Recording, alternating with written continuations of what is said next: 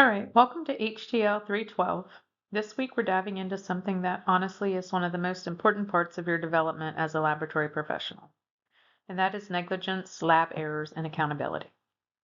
Now, I'm going to be upfront with you. A lot of what you're going to see this week is going to feel familiar, and that's intentional. This is not a brand new content overload week.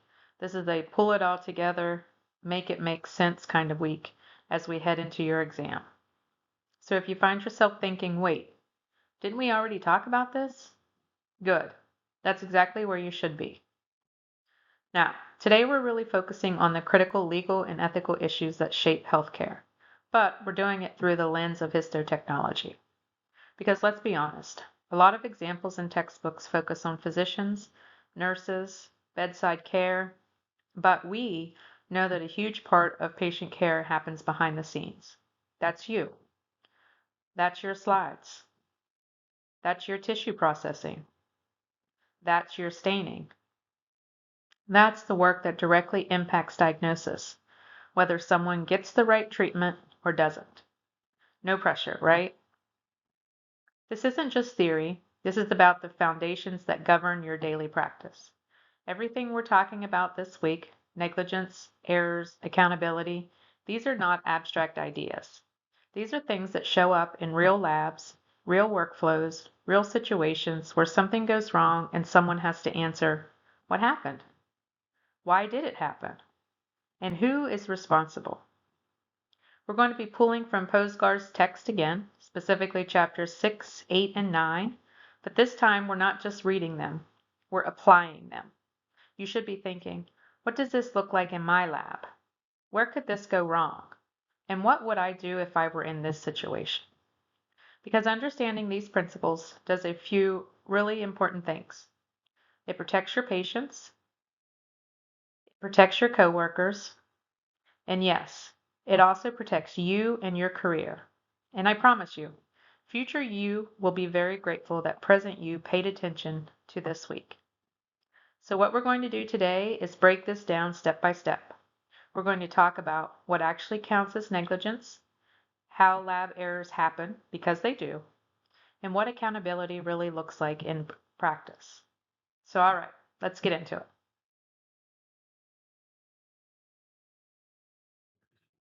Okay, so let's talk about where we're at, what we're actually doing today. And I want to be really clear about this up front. This is not just a checklist of topics we're going to breeze through. Everything on this slide is directly connected to what you will encounter in a real laboratory setting. These are not abstract ideas. These are the rules that govern your professional life, whether you realize it in the moment or not. So today we're going to unpack several really important legal and ethical concepts. We're going to revisit things like tort law, negligence, and the four elements that have to be present for negligence to actually exist. And we're also going to touch on intentional torts and even criminal aspects in healthcare. Now, I know, when you hear criminal law, you're probably thinking, okay, Becky, I'm just cutting tissue. What did I miss? But here's the thing.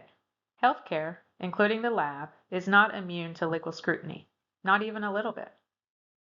We're also going to move beyond just individual responsibility and talk about organizational ethics and corporate negligence and that lovely phrase, respondit superior, which basically means, in very plain language, your employer can be responsible for your actions. So now it's not just about you, it's about the system you work in too.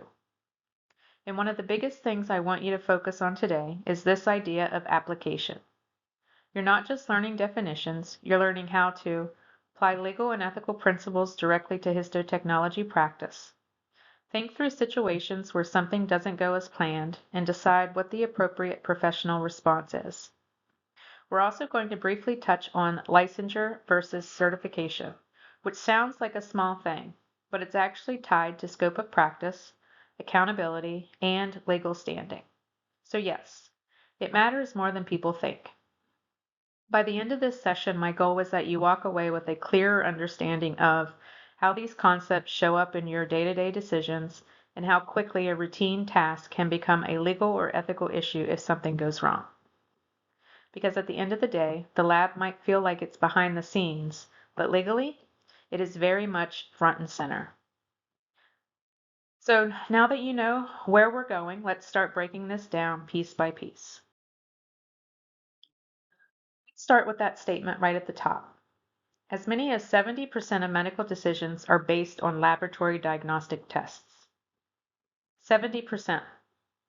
That's not a small supporting role. That's not background work. That's driving the bus. Now here's where I want to gently challenge something that a lot of histotechnologists, especially students, tend to believe. There's this idea that because you're not standing at the bedside, you're somehow removed from patient care. That you're working behind the scenes, kind of insulated from the direct impact. And I'm going to tell you right now, that could not be further from the truth. Every tissue section you process, every block you embed, every slide you cut, every stain you run, every single one of those steps contributes to a diagnosis. And that diagnosis drives treatment decisions. So even if you never meet the patient, your work is sitting right there in the middle of their care. Which brings us to the part that's a little less comfortable. Laboratory areas, including histology errors, are not just technical issues. They can lead to misdiagnosis, delayed treatment, incorrect treatment, and in worst case scenarios, patient death. That's the reality. Not to scare you, but to ground you in how important your role actually is. Now let's layer in the legal piece, because this is where people often assume, well, the hospital would be responsible for that, right? Sometimes, yes, but not always. Legal liability often follows the professional who made the error, not just the institution. So it's not just the lab made a mistake, it can become you made a mistake. And this is exactly why understanding the law matters. Not because you're expected to be a lawyer, but because these principles protect your patients, protect your coworkers, protect your institution, and very importantly, protect you. So when we talk about negligence, errors, and accountability this week, we're not just talking about abstract rules. We're talking about the framework that defines your professional responsibility. And this is where we start to zoom out a little, because before we can really dig into specific scenarios, we need to understand the broader legal landscape that all of this sits within. So that's where we're headed next. Now let's zoom out just a bit and look at the bigger picture. The legal landscape in healthcare can feel complicated. There are a lot of moving pieces, a lot of terminology, and a lot of situations where the lines are not always crystal clear. But the good news is, for what you need to understand as a histotechnologist, this really breaks down into three main areas of law that directly affect you. And those are tort law, criminal law, and contract law. Let's start with tort law, because this is the one we're going to spend the most time with today. Tort law deals with civil wrongs that cause harm. This is where things like negligence, malpractice, and even health all live. And this is the area where most healthcare professionals, including those in the lab, are most likely to encounter legal issues. Why? Because tort law is about when something goes wrong and someone is harmed. And in healthcare, that connection between action and outcome is everything. Now, criminal law is a little different. This involves offenses against society. So we're talking about things like fraud, theft, or drug diversion. These are not just professional mistakes. These are actions that can result in criminal charges. Hopefully, this is not where any of you plan to spend your professional time. If it is, we need to have a different conversation. Then we have contract law. This is the part that governs binding agreements. Things like your employment contract, or consent forms, or agreements between healthcare providers and institutions. This is what defines expectations, responsibilities, and obligations in a formal way. But for today, and really for this week, our focus is going to stay heavily on tort law, because this is where most of the real-world situations you're going to encounter fall. And here's the key idea I want you to hold on to. Torts are civil wrongs, but they have very real consequences. We're not just talking about paperwork or policies. We're talking about patient harm, legal action, professional consequences, and sometimes long-term career impact. So as we move forward, start thinking about this. Where does my role in the lab intersect with tort law? How could something I do or don't do lead to harm? Because that's exactly where we're headed next.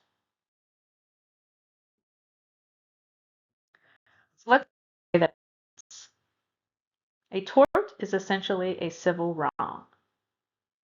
So not criminal, not someone getting arrested and hauled off in handcuffs, but still something that causes harm to a person or their property. And importantly, it is not a breach of contract, it's its own category. Now, when people hear civil wrong, it can sound a little vague. So think of it this way. Someone does something they shouldn't have done, or fails to do something they should have done, and someone else is harmed because of it.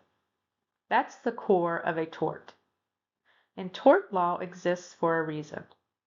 It's not just about punishment, it actually has several really specific objectives. First, preservation of peace. Instead of people handling harm by retaliation, which would get very messy quickly, tort law provides a legal pathway to resolve disputes. So instead of, you messed up my life, now I'm coming after you, it becomes, we're going to handle this through the legal system. Second, culpability. This is about assigning fault. Who is responsible for what happened? Was it an individual, a system, or both? That's a huge part of what courts are trying to figure out. Third, deterrence. The idea here is that if there are consequences, people are more likely to act carefully and avoid risky behavior. So in theory, tort law helps prevent future harm. And finally, compensation. This is probably the piece people think about most. The goal is to make the injured person whole again. Now, can money truly undo harm? Not really. But legally, that's the mechanism we have. Now, here's something really important to understand. Tort law is completely separate from criminal law. You can face a civil lawsuit, even if you are never charged with a crime, even if no criminal law was broken, and that's a big deal. So bringing this back to your world. In the lab, if an error leads to harm, even unintentionally, that can fall into tort law. No malicious intent required, no dramatic courtroom scene necessary, just an action, a failure, and a consequence. And that leads us directly into the most common type of tort you will encounter in healthcare, negligence, which is where things start to get very real for what you do every day. Let's go there next. This is where things really start to hit home. Negligence is the most common type of civil wrong you are going to encounter in healthcare. Not just in theory, but in real cases, real labs, real situations where something didn't go the way it should have.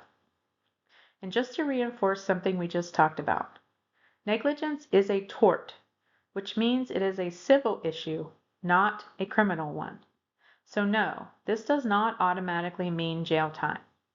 But that does not mean it is minor, because negligence can still lead to lawsuits, loss of employment, damage to your professional reputation, and long-term career consequences. So this is one of those areas where the stakes are very real, even if it is not criminal. Now, let's simplify the definition a bit. Negligence is essentially doing something you shouldn't have done, or not doing something you should have done. And the key phrase here is what a reasonably prudent person would do under similar circumstances. So this is not about perfection. This is about reasonable expectation. What would another trained, competent histotechnologist do in the same situation? Now, the slide breaks this into three types of negligent acts: malfeasance, misfeasance, and nonfeasance. And honestly, those words sound like they belong in a courtroom drama, but they're actually pretty straightforward. Malfeasance is doing something you should not do at all. Misfeasance is doing something you're allowed to do, but doing it incorrectly.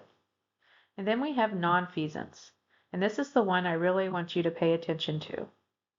Nonfeasance is failure to act when you have a duty to act. And in the histology lab, this shows up more than people realize. For example, failing to flag a grossly abnormal specimen, failing to follow quality control protocols, or failing to report a labeling discrepancy. Those are not dramatic, headline-grabbing mistakes. Those are quiet omissions. And those are exactly the kinds of things that can lead to negligence. Because sometimes it is not what you did, it is what you didn't do. And this is where professional judgment becomes critical. You are not just following steps, you are expected to recognize when something is off, speak up, and take action. We're going to dig deeper into these ideas, acts of commission and omission, and how they play out in real situations next. Because this is where the difference between a routine day and a serious issue really starts to show. Building on what we just talked about with negligence, this is where things get a little more real. Because now we're not just defining negligence, we're starting to recognize how it actually shows up in practice. And one of the most important distinctions you need to understand is this: liability can come from doing the wrong thing, or from failing to do the right thing. So it's not just about mistakes you make, it's also about things you don't do. Let's break that down. On the left side, you have acts of commission. This is pretty straightforward. You did something you should not have done. Examples here include processing a specimen with the wrong patient ID, performing a step incorrectly, or taking an action that directly leads to an error. These are usually easier to spot because there's a clear action tied to the mistake. It's very much a "this happened because I did this" situation. Now on the right side, you have acts of omission. And this is where things get tricky, because omission is about what you failed to do. And in histotechnology, these are often the more dangerous ones. Think about it: failing to verify specimen labels, skipping a quality control step, or not reporting a discrepancy between the requisition and the specimen container. Those are not dramatic, obvious mistakes. No alarms immediately go off, and no one necessarily sees it in the moment. But the impact? The impact can be just as serious, sometimes more. And here's why omission is so important in the lab. Your work is built on checks and safeguards. We have protocols for a reason. We verify, we double check, and we question things that don't look right. When those steps are skipped, even unintentionally, you're removing layers of protection. And once those layers are gone, errors can move forward without being caught. That's how small oversights turn into big problems. So in your day-to-day work, I want you thinking, did I do something I shouldn't have done? Or did I fail to do something I should have done? Because both can create liability. And here's the uncomfortable truth. Sometimes omission happens because of things like being rushed, or being distracted, or assuming someone else already checked it, or even thinking it's probably fine. Famous last words in the lab, by the way.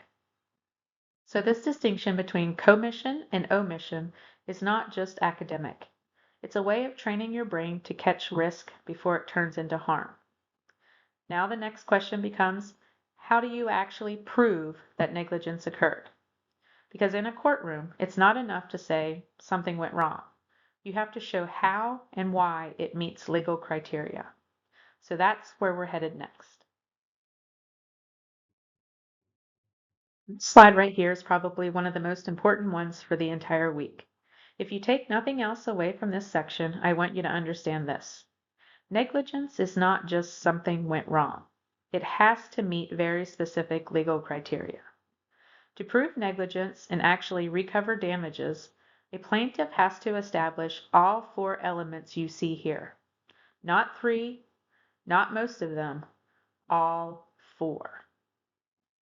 The easiest way to think about this is like a chain. Each element is a link in that chain. Duty, breach, injury, and causation. If even one link is missing, the entire claim falls apart. So you could have a mistake, a bad outcome, or even something that feels clearly wrong. But if one of those elements is not legally established, then from a legal standpoint, it is not negligence. Now, let's bring this into your world as histotechnologists. Your duty to care is established the moment a specimen is assigned to you. The second your name is attached to that case, that block, or that slide, you have a professional obligation. And your standard of care is not just based on what you personally feel is good enough. It is defined by your training, your lab's SOPs, and professional guidelines. What another competent histotechnologist would reasonably do. So again, not perfection, but reasonable, competent practice. Now, let's walk through these elements briefly so you can start seeing how they connect. Duty to care. There is a relationship and an obligation. You are responsible for doing your job correctly. Breach of duty. Something went wrong. A protocol was not followed. A step was missed. A decision did not meet the expected standard. Injury or damages. This is key. There has to be actual harm, not just a mistake, but a consequence. And causation. This is the link between the two. Did the breach actually cause the harm? Not could it have, not maybe, but directly caused it. And this is where things can get complicated because sometimes errors happen, but they don't result in harm. And legally, that changes everything. So as you start thinking about scenarios, I want you asking yourself, is there a breach? Is there a duty? And did harm occur? And is there a clear connection between the two? If you can answer those questions, you're already thinking at a much higher level. Now, we're going to take these one at a time next, starting with the first link in that chain, which is duty to care. This is where everything begins. The first element in that chain is duty to care. And this is the moment where your legal obligation to a patient actually starts. Now, here's something that's really important for you to internalize as histotechnologists. You do not need to meet a patient face to face to owe them a duty of care. No bedside interaction required. No introduction. No, hi, I'll be taking care of you today. Your duty is established through what we call a special relationship. And in healthcare, that relationship is created the moment you accept responsibility for a patient, or, in your case, accept responsibility for a specimen. So let's make this very real. When a specimen is accessioned into the lab and assigned to you, that's it. Duty established. No ceremony, no announcement, no dramatic music playing in the background. Just a quiet but very real shift. You are now responsible. And that responsibility includes things like processing the specimen correctly, ensuring accurate labeling, following protocols, and producing reliable, interpretable results. Because everything you do from that point forward has the potential to affect diagnosis and treatment. Now, duty can also come from other places too. Things like your employment contract, institutional policies, or state or federal regulations. Even something as simple as being asked to handle a case or consult on something informally can establish duty. So this isn't something you can easily opt out of once you're involved. And here's the key takeaway. The moment that specimen is in your hands, you are part of that patient's care, whether you ever see them or not. Which also means, if something goes wrong and that duty was not upheld, that's where we move into the next element. Because having a duty is one thing. Failing to meet that duty is something else entirely. And that's where breach of duty comes in. Let's go there next. Now, we move into the second element in that chain, breach of duty. This is where things start to shift from you had a responsibility to you didn't meet that responsibility. A breach of duty occurs when a professional fails to conform to the accepted standard of care. And that phrase right there, standard of care, is everything. Now let's simplify that. The standard of care is defined as what a reasonably prudent professional in your field would do under the same circumstances. So here's the important part. You are not expected to be perfect. No one expects you to never make a mistake. If that were the expectation, none of us would be employed. What is expected is that you perform at the level of a competent, trained, careful histotechnologist. So the question becomes, would another trained histotechnologist have done the same thing in that situation? If the answer is no, that's where breach of duty starts to come into play. Now, one of the strongest indicators of a breach of duty in the lab is deviation from established SOPs. Those protocols are not suggestions. They are there to define the standard of care. So when those are not followed, it becomes much easier to argue that a breach occurred.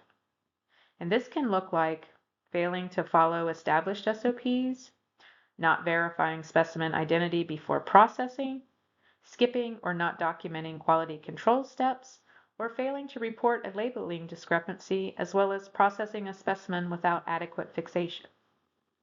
None of those require bad intent. None of those require someone trying to do harm. They are simply situations where the expected standard was not met. And this is where things can feel a little uncomfortable, because many breaches are not dramatic mistakes. They're often, again, rush decisions, or assumptions, or I've done this 100 times thinking. And again, those are the moments where problems start. So when you're thinking about breach of duty, I want you asking, did the action match the expected standard? Were protocols followed? And would another competent professional have done the same thing? If the answer is no, that's your red flag. Now, even if a breach occurs, that alone is still not enough to prove negligence, because something else has to be present. There has to be actual harm, and that's where we're headed next. Now, we move into the third element, injury or actual damages. And this is where a lot of people get tripped up, because up to this point, we've talked about duty, breach.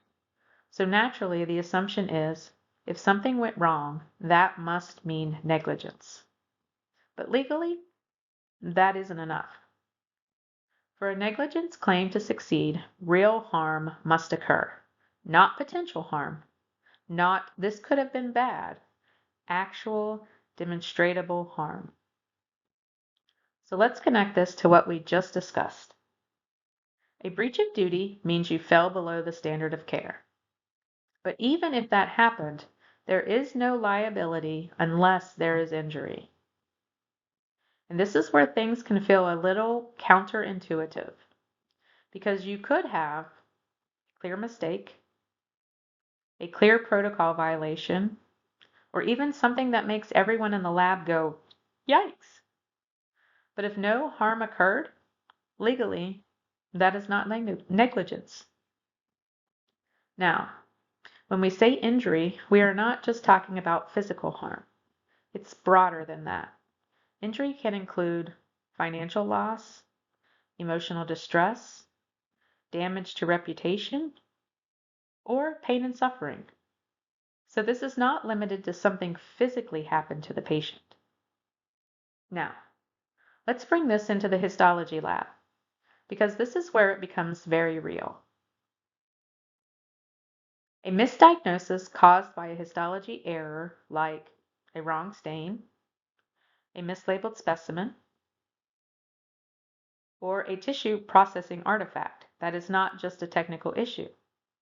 That can lead to unnecessary surgery, incorrect treatment, or a completely missed diagnosis. And on the other side of that, a delayed cancer diagnosis due to a lost specimen, improper processing, or unreadable slides, well, that is injury. So while we always talk about striving for perfection, and yes, you should absolutely aim for that, the legal system is focused on something very specific. What harm actually occurred as a result of the action or inaction? So as you're thinking through scenarios, I want you asking, did something go wrong? Did that lead to real harm? Because without that second piece, the chain is still incomplete. And that brings us to the final link, because it's not enough that harm occurred. You also have to prove that the breach actually caused that harm. That's where we're heading next, with causation. Now we get to the final link in the chain, causation. And this is the piece that really ties everything together. Because at this point, we've already established there was a duty, there was a breach, and there was actual harm. But here's the big question. Did the breach actually cause the harm?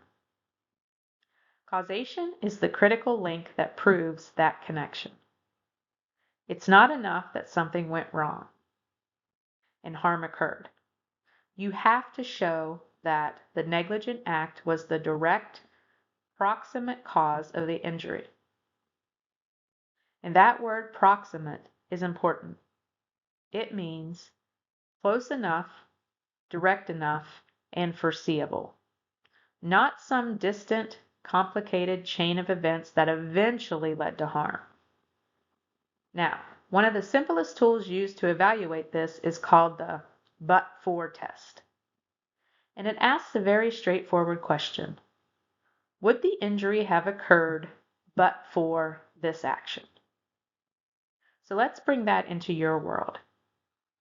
If you mislabel a specimen, and that mislabeled specimen leads to a diagnosis, and that diagnosis leads to treatment, and that treatment harms the patient, would that harm have occurred but for the mislabeling?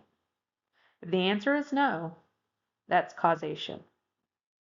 Now, sometimes people try to shift responsibility by pointing to the next person in the chain. Well, the pathologist signed it out, or, well, the clinician made the decision.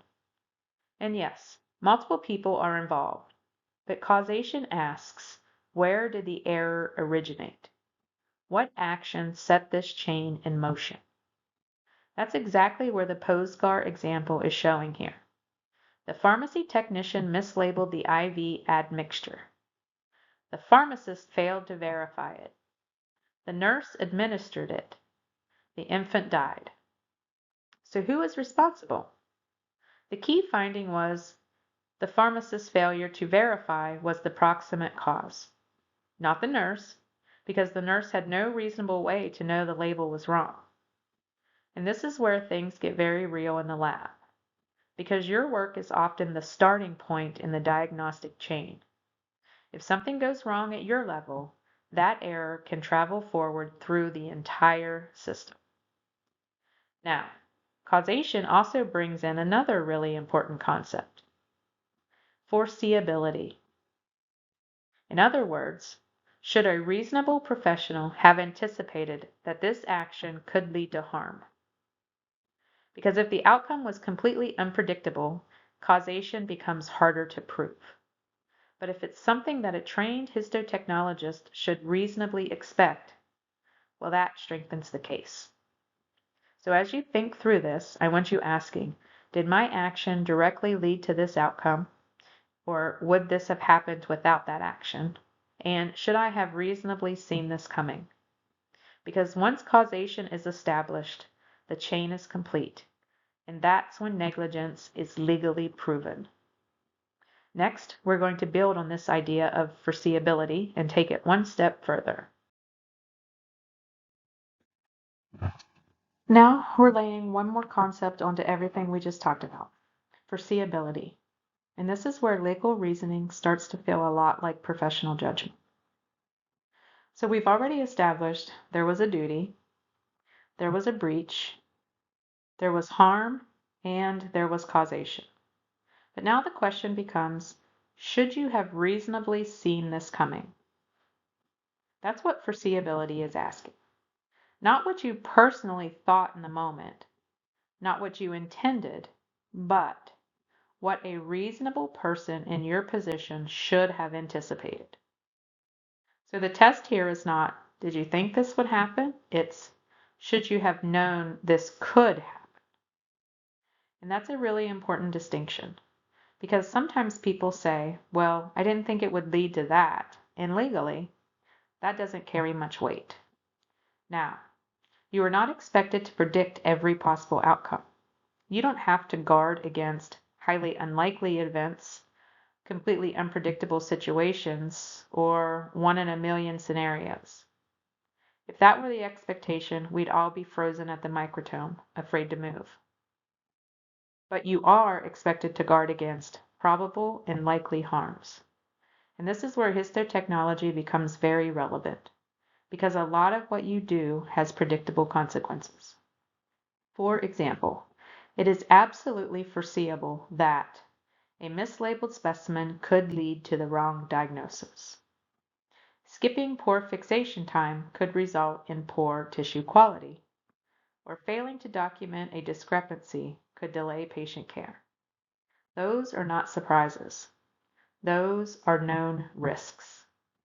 So if a reasonable, trained histotechnologist would look at a situation and say, yeah, that could cause a problem, then legally, that harm is considered foreseeable.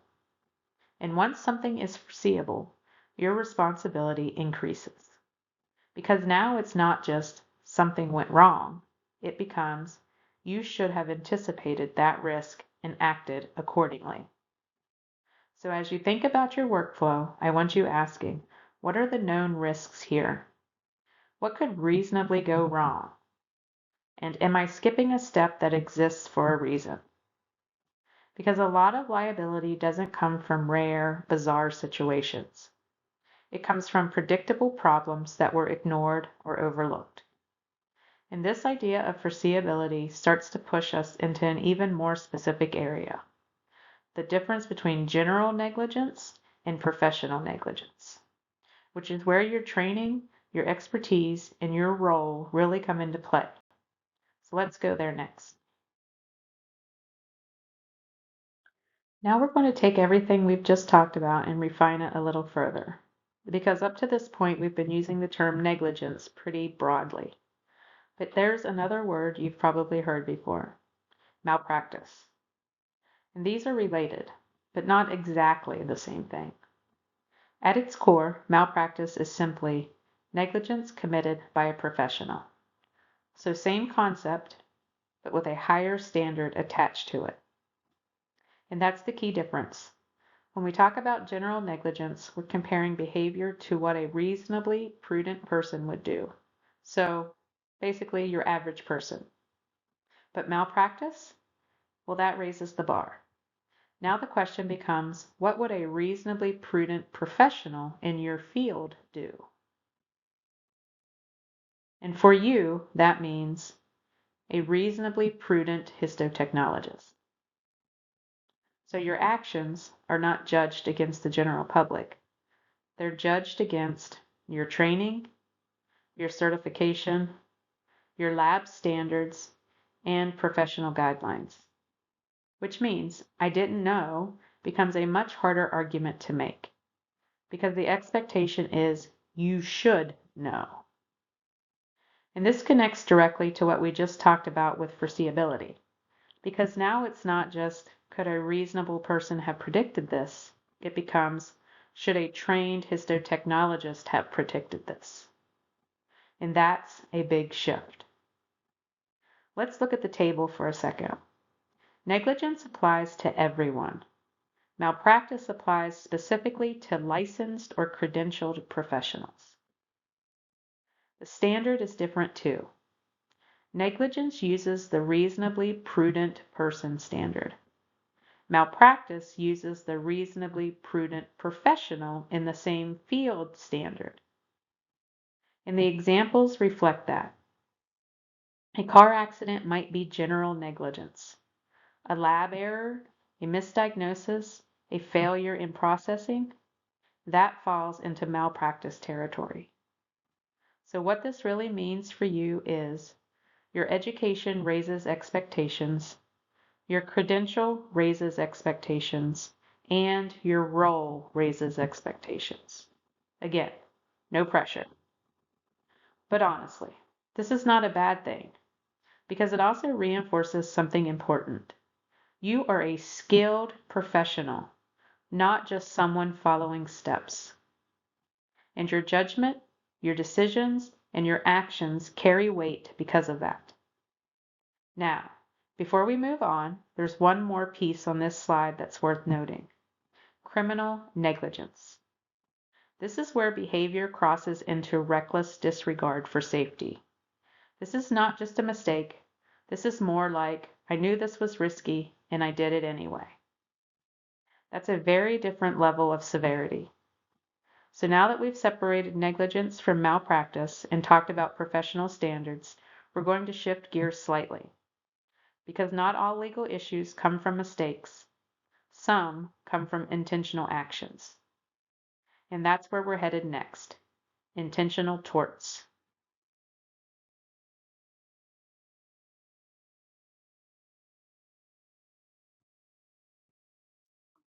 Now we're shifting into a different category entirely. Up to this point, everything we've talked about, negligence, malpractice, has centered around unintentional actions, mistakes, oversights, or failures to meet a standard. Intentional torts are different. These involve deliberate actions that cause harm. So, this is no longer something went wrong. This becomes someone meant to do something they knew could cause harm. And that distinction matters a lot legally because intent raises the seriousness of the situation significantly. So when we talk about intentional torts in healthcare, we're looking at things like assault, battery, defamation, invasion of privacy, or infliction of emotional distress. Now, some of these might feel more clinical or bedside focused at first glance, like assault or battery, but others, very relevant to the lab. Let's talk about a couple that directly apply to you. Invasion of privacy. This one is huge. This involves unauthorized disclosure of patient information. And here's where people get into trouble. Not because they're malicious, but because they're casual. For example, talking about a patient case in an elevator, mentioning results in a hallway, sharing information with someone who is not authorized to access it. Even if you don't say the patient's name, if enough details are shared to identify them, that can still be a violation. So yes, even a harmless conversation can become a legal issue, which is why I always say, if it's not a secure, appropriate setting, it's not the place. Now, let's look at defamation. This involves making false statements that harm someone's reputation. And in healthcare, this can happen when information is shared inaccurately, assumptions are stated as facts, or someone speaks outside their scope or knowledge.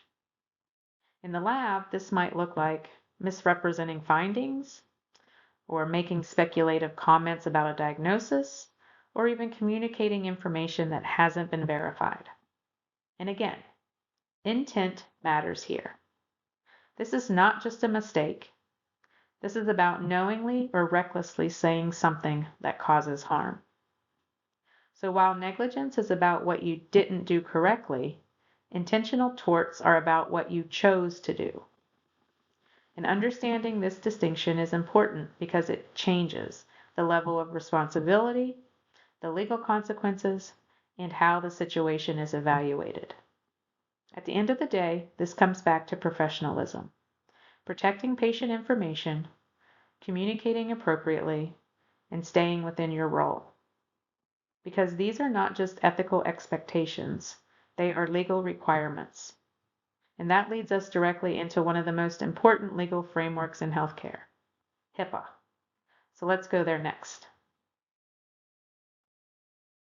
This is one of those slides where I need you to shift from this is a concept to this is part of my daily behavior.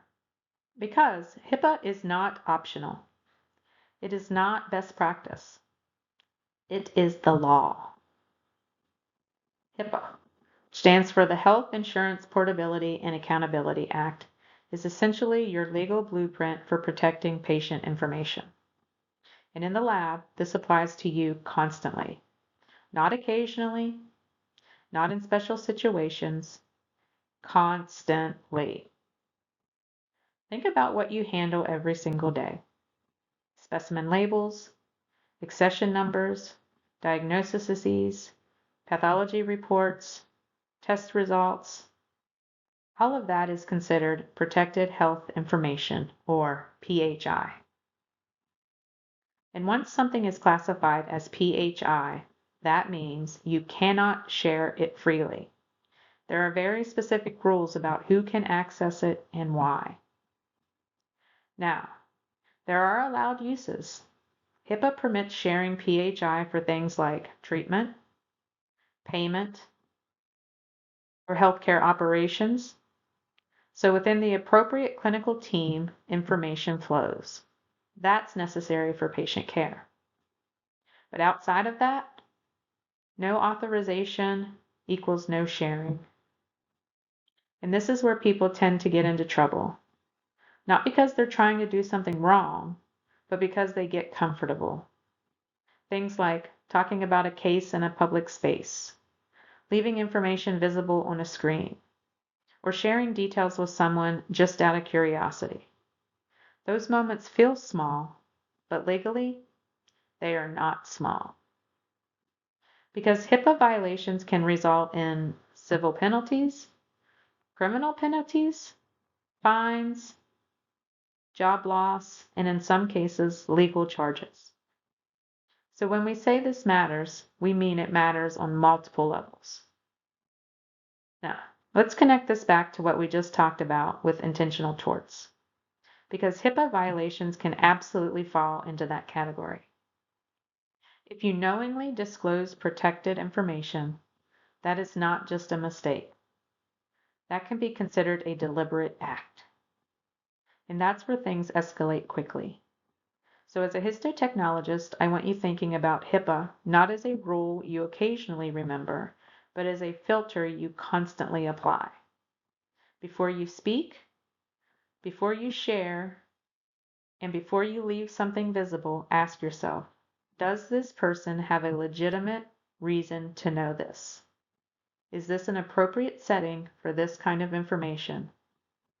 Because at the end of the day, you are trusted with some of the most sensitive information a person has. And that comes with both a legal obligation and an ethical responsibility. So as we move forward, keep this in mind. Protecting patient information is not separate from your job. It is your job.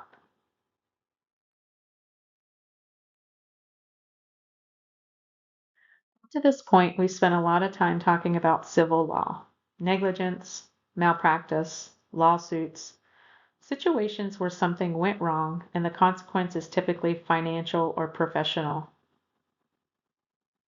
But healthcare doesn't just live in the civil world. There are situations where actions cross a line and become criminal. Criminal law is essentially society's way of saying this behavior is not just wrong, it is unacceptable.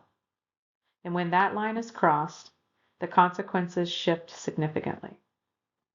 Instead of lawsuits, financial damages, or professional discipline, we're now talking about criminal charges, fines, and potentially imprisonment. Now, criminal law was divided into levels of severity. You've probably heard these terms before: misdemeanors and felonies. Misdemeanors are generally less severe. Think minor violations or short-term consequences, like less than a year in jail. Felonies are much more serious.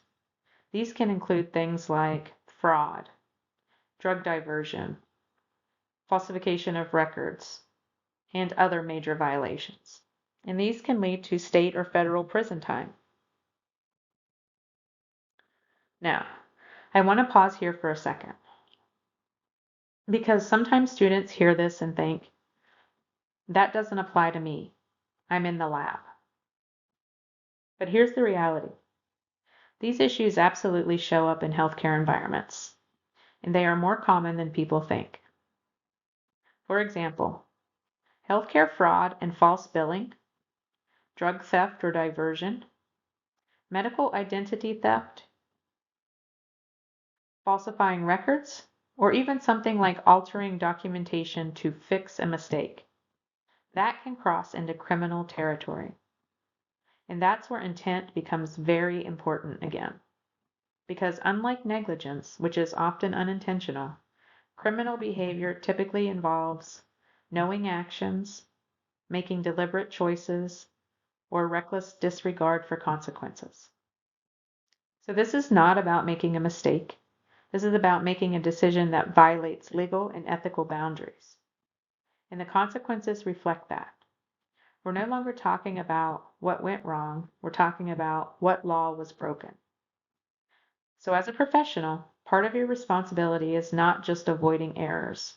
It's understanding where those lines are and not crossing them.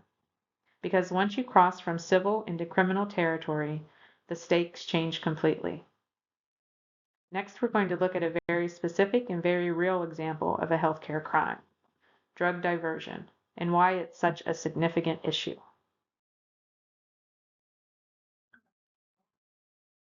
This is one of those topics that feels a little uncomfortable, but it's important we talk about it honestly. Drug diversion is a serious and dangerous problem in healthcare, and it's not rare. It happens more often than people think, and it doesn't always look obvious at first. Let's look at this case. You have a nurse suspected of diverting medications, Demerol and Percocet, from a post-operative patient. And what stands out here is not just the behavior. It's the response from the people around her. You see statements like, "This has been going on for a long time. I am not getting involved." Or, "Do you think we should report this?" So what does that tell you? People noticed, people suspected, and people talked about it, but no one acted. And this is where the key lesson comes in. Silence makes you complicit. Now, I know that word can feel strong, but in a professional setting, especially in healthcare, it matters. Because when something is clearly wrong and you choose not to report it, you are allowing it to continue. And that's not just an ethical issue. That can become a professional failure. Now, I also want to acknowledge something real here. Reporting concerns is uncomfortable. No one wants to feel like they're causing problems, pointing fingers, or getting someone in trouble. But here's the shift I want you to make. It's not about getting someone in trouble. It's about protecting the patients. Because in this case, what happened? The behavior continued for months, and ultimately it ended tragically. That's what a culture of silence can lead to. Now, from a systems perspective, management also has a responsibility. When drug diversion is suspected, they must act, and act quickly. Delays, ignoring concerns, or minimizing behavior, that only allows harm to continue. And your role as a professional is to report concerns through the appropriate channels, not confront, not investigate, and not handle it yourself. Report it. Even if drug diversion is not something you encounter directly in the histology lab, the principle still applies because healthcare is a team environment and patient safety depends on people being willing to speak up when something isn't right. So the takeaway here is simple, but not always easy. If you see something concerning, say something. Because doing nothing is still a decision, and sometimes it's the most dangerous one. Okay, we're going to shift into another major area of healthcare crime, fraud, and how that shows up in professional practice.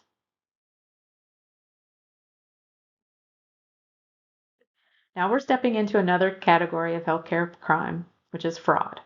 And this one is very straightforward in definition, but very serious in consequence. Fraud is intentional deception or misrepresentation for personal gain. So, unlike negligence, which is unintentional, fraud involves knowing, deliberate, purposeful actions. This is not, I made a mistake. This is, I chose to do something I knew was not correct.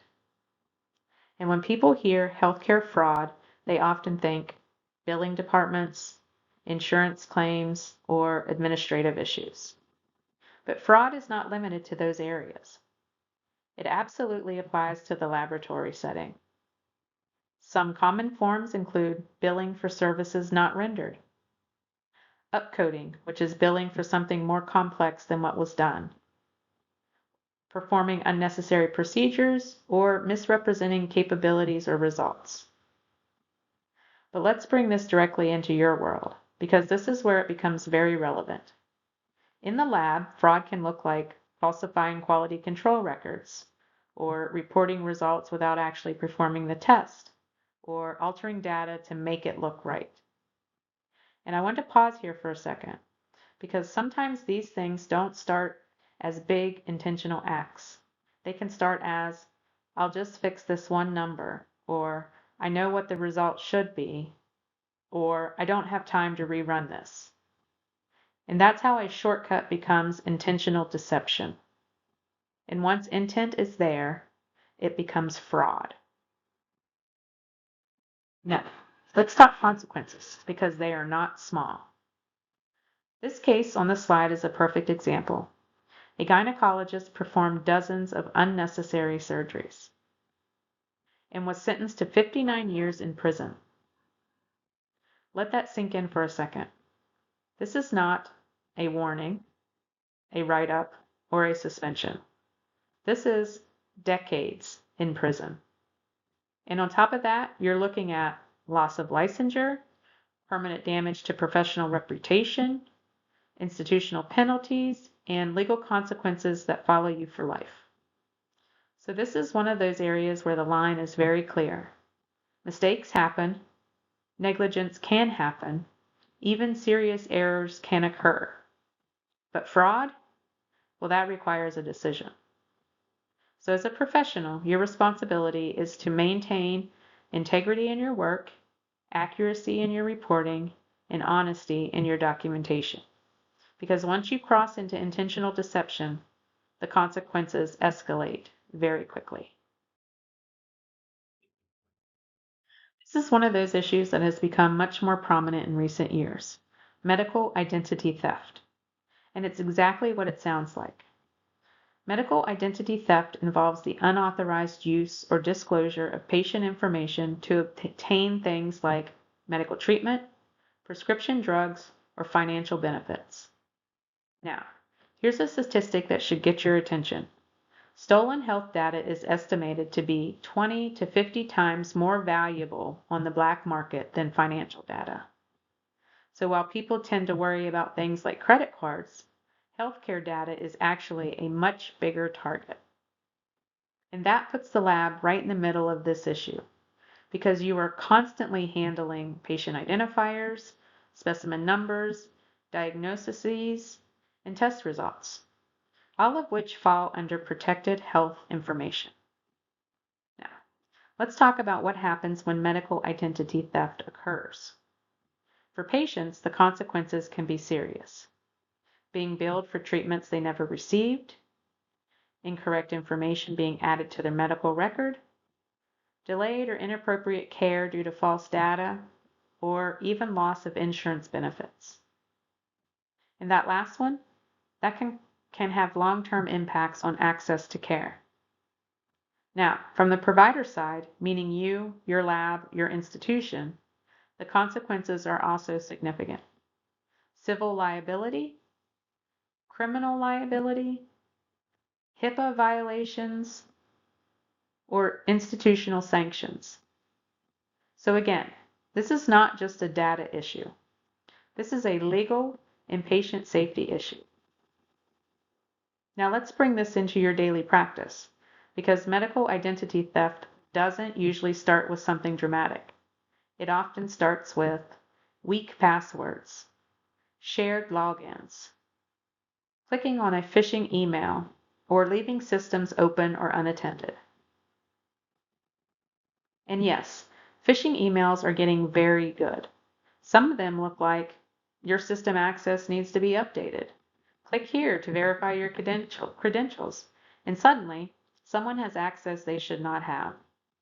So part of your responsibility as a professional is not just handling specimens correctly, it's protecting the information attached to those specimens. That means being aware of suspicious emails, following data security protocols, logging out of systems, and not sharing access. Because once information is compromised, the damage can spread far beyond the lab. So, the takeaway here is patient data is not just important, it is valuable and vulnerable, and protecting it is part of your role. Now that we've spent some time talking about individual actions, what you do, what others do, and the consequences of those behaviors, next we're going to shift focus a bit because individuals are not the only ones with responsibility.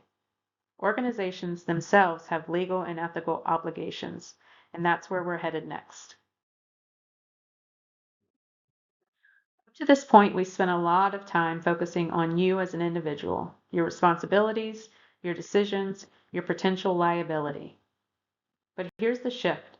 You do not work in isolation. You work within a system. And that system, your lab, your hospital, your organization, also has legal, ethical, and professional obligations. So this is not just about what did you do, it's also about what did the organization do or fail to do. And here's where things start to overlap in a really important way.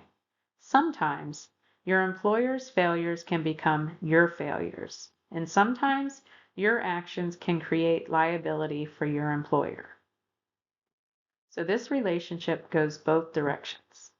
For example, if an organization fails to provide adequate training, has unsafe staffing levels, does not enforce policies, or ignores repeated issues, that can lead to something called corporate negligence.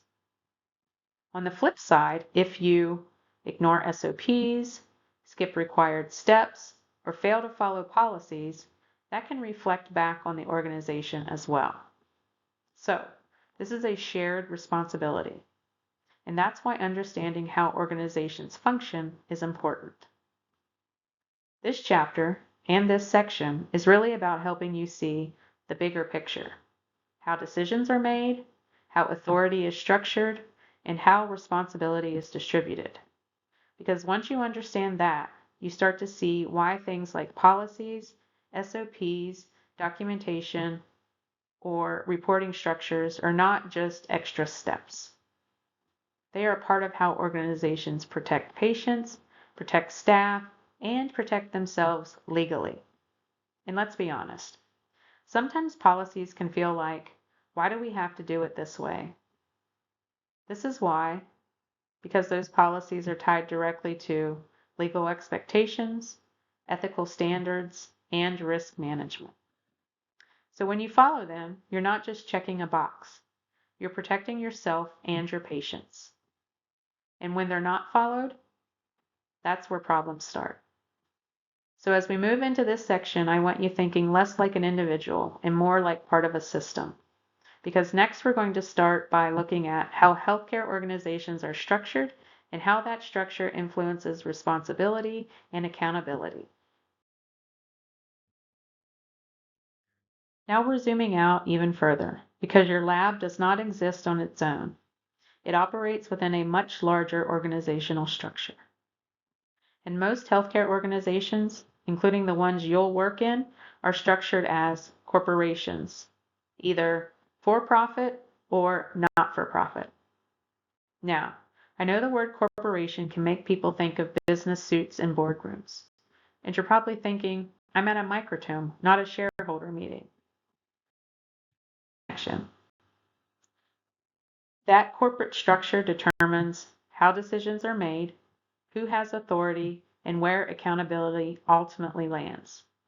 So even though you're working at the bench, you are part of that system. Let's talk about authority for a second. Organizations don't just operate randomly. They function based on defined types of authority. You'll see things like express authority, which clearly defined in legal documents, implied authority, which is the authority to do what's necessary to get the job done, ultra vires acts, which are actions taken outside the scope of authority. And that last one, that's where liability starts creeping in.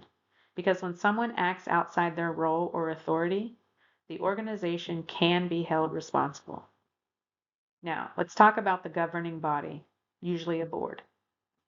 This group is responsible for setting the tone for mission, values, ethics, and compliance. So when we talk about organizational culture, it starts at the top. And here's where your notes really come into play. When that governing body fails, the consequences are not theoretical, they are real. There's a classic case, the Darling case, that we'll get into later. But the takeaway is this. When leadership fails to ensure proper standards and oversight, patients suffer, and the organization is held liable. So this is not just administrative structure, this is patient safety structure, legal responsibility structure, and ethical accountability structure. And here's why this matters for you, because this structure dictates how policies are created, how procedures are enforced, how errors are handled, and how accountability flows. So when something goes wrong, the question becomes, where did the breakdown occur? Was it individual error, system error, or leadership error? Often, it's a combination. So even though you're not sitting on a governing board, the decisions made at that level directly impact your daily work. And your adherence to policies, that supports the entire structure. So as we move forward, we're going to zoom in just a bit, because next we're going to look specifically at the duties of those board members and what they are actually responsible for. Now, we're building directly on what we just talked about with organizational structure, because it's one thing to know that organizations have leadership. It's another to understand what those leaders are actually responsible for. This is where the concept of fiduciary duty comes in. A fiduciary is someone who has a relationship of trust and a legal obligation to act in the best interests of another. In healthcare, that other is the organization, the patient it serves, and the community as a whole. So when we talk about board members, we're talking about individuals who are legally and ethically required to put those interests above their own. Now, you might be thinking, I'm not on a hospital board. Why does this matter to me? Fair question. Understanding fiduciary responsibility helps you make sense of why certain organizational decisions are made. Because not every decision is just about convenience, workflow, or even immediate cost. Sometimes decisions are made to avoid legal liability, maintain compliance, or protect long-term organizational integrity. So when something feels like, why are we doing it this way? There's often a bigger layer behind it. Now, let's look at what board members are actually expected to do. They must act in the best interests of the organization and community, be fully informed before making decisions, follow all applicable laws and regulations, avoid conflicts of interest, and disclose financial relationships. So this is not a passive role. This is active, informed, accountable leadership. And here's the part that tends to get people's attention. Board members can be held personally liable. Not just the organization, not just the hospital, but the individuals themselves. So if they fail to act, if they ignore risks, if they allow unsafe practices to continue, they can be held responsible for that. Which brings us back to something we've been reinforcing throughout this lecture. Inaction can carry just as much weight as action. Sound familiar? It should. We saw that with negligence, omission, and now organizational leadership. So this idea of responsibility exists at every level: individual, team, and organizational. And when those levels align, things work well. When they don't, that's when problems happen. So even though you may never sit on a governing board, you are still affected by the decisions made there every single day. And those decisions are grounded in something we're about to move into next, which is the codes of ethics. Because fiduciary responsibility sets the expectation, the codes of ethics define how those expectations are carried out. Now we're taking that idea of fiduciary responsibility and putting it into something much more visible and practical: codes of ethics. Because all of those responsibilities we just talked about at the leadership level, they don't just stay at the top. They get translated into expectations for everyone in the organization. And that's what a code of ethics does. It takes big picture responsibilities and turns them into everyday professional expectations. Most healthcare organizations, including your lab, should have a code of ethics, a professional conduct policy, or both. And I'm going to say this very directly. If an organization does not have a clear code of ethics, that is a red flag, because that means there's no defined standard for behavior, decision making, or accountability. Now, a good code of ethics does several important things. It helps build trust, increase awareness of ethical issues, guide decision making, and encourage staff to report concerns. So it's not just a document that sits somewhere in onboarding materials that no one reads again. It's supposed to be a living framework. Now, let's bring this into your role, because this is where it becomes really important professionally. You need to know what your organization expects of you, and just as importantly, what protections exist for you, especially when it comes to reporting concerns. Because one of the key elements you see here is employees should be able to speak up without fear of retaliation. That is huge. Because if people are afraid to report issues, problems don't get addressed. And we've already seen what happens when people stay silent.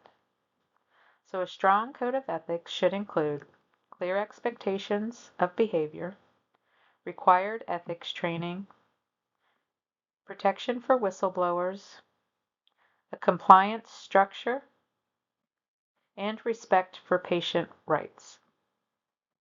And again, this all connects back to patient care, because when ethics are clear and followed, patients are treated with dignity, errors are addressed, and systems improve. And here's the catch, and this is the part people don't always talk about. A code of ethics is only as good as its enforcement. You can have the best written policy in the world, but if it's ignored, inconsistently applied, or not taken seriously, well, then it's meaningless. So the real question becomes, does the organization actually follow what it says? And that brings us directly into the next piece of the puzzle, corporate compliance programs, because those are what ensure that ethics are not just written, but actually practiced. Now we're taking the next step. We just talked about Code of Ethics, what an organization says it stands for. This slide is about how the organization actually backs that up. Because a Code of Ethics without enforcement is basically a strongly worded suggestion. And that's where corporate compliance programs come in. A corporate compliance program is designed to prevent wrongdoing, detect wrongdoing, and ensure it gets reported and addressed. So this is the system that turns ethics into action and accountability. Now here's something important to understand. Most healthcare organizations, and especially accredited laboratories, are required to have compliance programs. This is not optional. And as a lab professional, this is not something that just exists in the background. You are part of this system, which means you should know who your compliance officer is, how to report concerns, how to do so confidentially, and what protections exist for you. Because one of the biggest barriers to reporting issues is fear. Fear of retaliation, being labeled as difficult, or causing problems. A strong compliance program is designed to address that. It should protect whistleblowers, meaning you can report concerns without risking your job or professional standing. Now, let's look at what makes a compliance program effective. You'll see several key components here. A designated compliance officer, clear standards of conduct, assigning responsibility to trustworthy individuals, education and training for staff, monitoring and auditing systems, consistent disciplinary action, appropriate responses when issues occur, and regular program evaluation. So this is not just a one-time setup. It's an ongoing system. And those monitoring and auditing pieces, well, they're important because they're designed to catch issues like fraud, documentation errors, policy violations, and patterns of unsafe behavior. So if you've ever felt like, why is everything audited? This is why. Now here's the reality check. Even with all of this in place, problems can still happen. Policies exist, compliance programs exist, training exists, and yet unprofessional conduct still occurs. Because systems can guide behavior, but they don't replace individual decision making.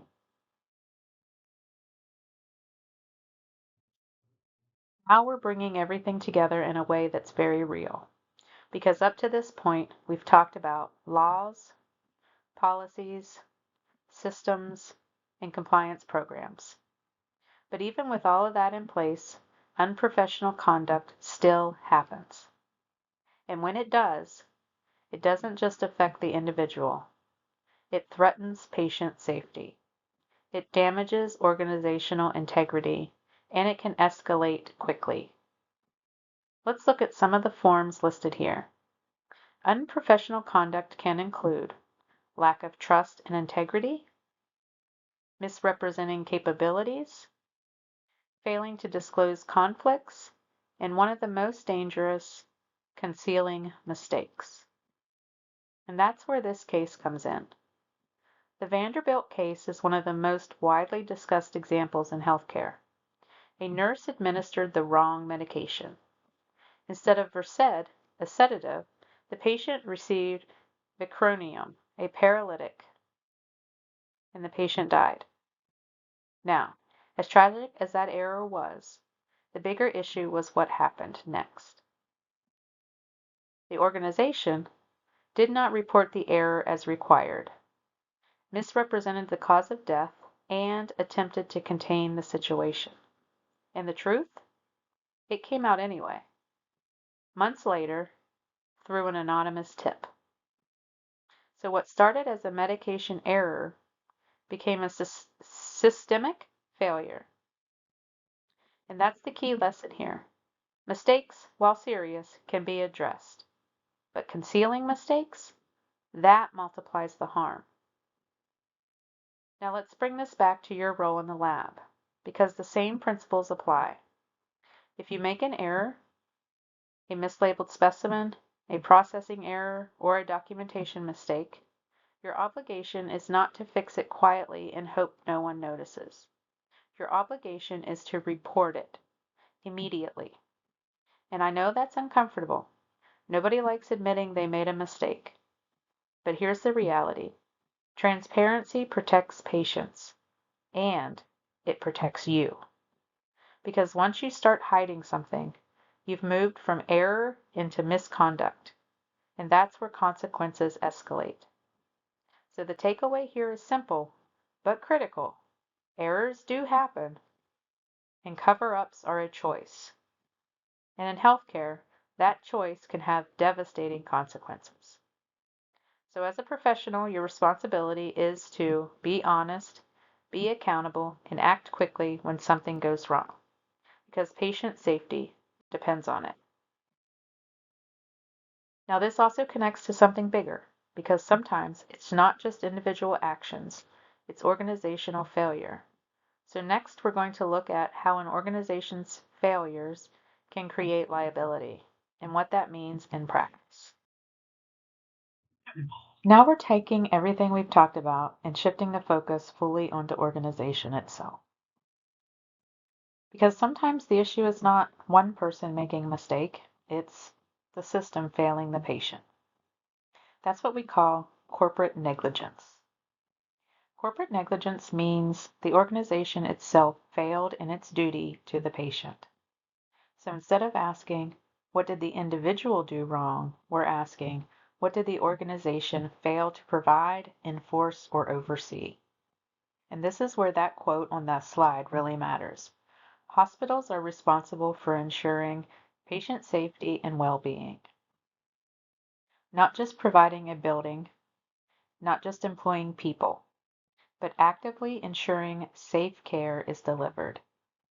And that idea was really solidified in the Darling case. This is one of the most important legal cases in healthcare.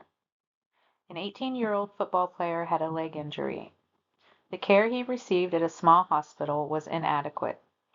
The physician didn't consult a specialist. The hospital failed to ensure proper oversight. Nursing care was not sufficient. And the outcome? His leg had to be amputated. Now, here's the key part. The hospital tried to argue that the physician's responsibility, but the court said no. Hospitals are not just passive spaces. They are active participants in patient care. And because of that, they have independent duties. The court established that hospitals must maintain safe facilities and equipment, select and retain competent providers, oversee care delivered within their walls, and create and enforce appropriate policies. So this is where everything starts to connect, because your lab is part of that system, which means your laboratory contributes to patient safety, quality of care, and organizational responsibility. So if something goes wrong at the system level, the organization can be held liable. But here's where it gets even more important. When an organization fails, it doesn't mean individuals are automatically off the hook. So now we have layered accountability, individual responsibility, organizational responsibility, and sometimes both at the same time. So the question becomes, when the organization fails, who else might be held accountable? Because in healthcare, responsibility is rarely isolated. It's shared, and sometimes it overlaps in ways that matter legally and professionally. And that's exactly where we're heading next. Now we're building directly on what we just talked about with corporate negligence, because now we're looking at a very specific legal doctrine that explains how responsibility is shared between you and your employer. The term is respondit superior, which literally means let the master answer. And what that means in plain language is your employer can be held liable for your actions if those actions occur within the scope of your job. So if you are performing your duties as a histotechnologist and a negligent act occurs, your employer can be held responsible. Now, at first, that might sound reassuring, like, okay, the hospital has my back. And to some extent, yes. But here's where I want you to pay very close attention. That does not mean you are protected from personal liability. You can still be held responsible for your actions individually. So this is not an either-or situation. It's a both and. Your employer may be liable and you may also be liable. And another important point, your employer's insurance does not always fully protect you. So assuming the hospital will cover it is not a very safe assumption. Now let's talk about scope of employment, because that's what determines whether this doctrine applies. If you are performing tasks that are part of your job, such as processing specimens, following lab procedures, or reporting results, that's all within scope. But if you step outside your role, that's where things change. For example, doing something outside your training, ignoring protocols intentionally, or acting for personal reasons instead of professional ones. That may fall outside the scope of employment. And then what happens? Your employer may not be liable, and their responsibility may fall more heavily on you. So this doctrine really highlights something we've been reinforcing throughout. Responsibility in healthcare is shared between individuals, organizations, and systems. But that shared responsibility does not eliminate individual accountability. So, the takeaway here is you are never off the hook just because you work for an organization. Now, this raises an interesting question. We've been talking about employer and employee relationships, but what happens when the master is not a direct employer? Because in healthcare, not everyone works under the same structure, and that's exactly where we're going next. Now we're going to take that idea of responsibility and shift it into something that may directly impact your career, especially for those of you who might travel, take contract positions, or work in multiple lab settings. We're talking about independent contractors. An independent contractor is someone who provides service but maintains control over how those services are performed. So unlike a traditional employee, the organization has less control over how you do your work. Now, on paper, that sounds like more flexibility and more independence. But legally, it also means different rules. Let's look at a few key differences. As an employee, the employer has high control. Respondit superior applies, and you typically receive benefits as well as taxes are handled for you. As an independent contractor, the control is lowered, respondit superior generally does not apply, there are no benefits, and you handle your own taxes. So what does that mean for liability? Here's the important part. The risks are still very real. Just because you're classified as an independent contractor does not mean you are shielded from liability. In fact, in some cases, you may carry more personal responsibility. And here's where it gets a little tricky. Even if you're labeled as an independent contractor, if the organization is actually controlling your work, courts may still apply respondit superior. So the label alone doesn't always determine liability. The actual working relationship does.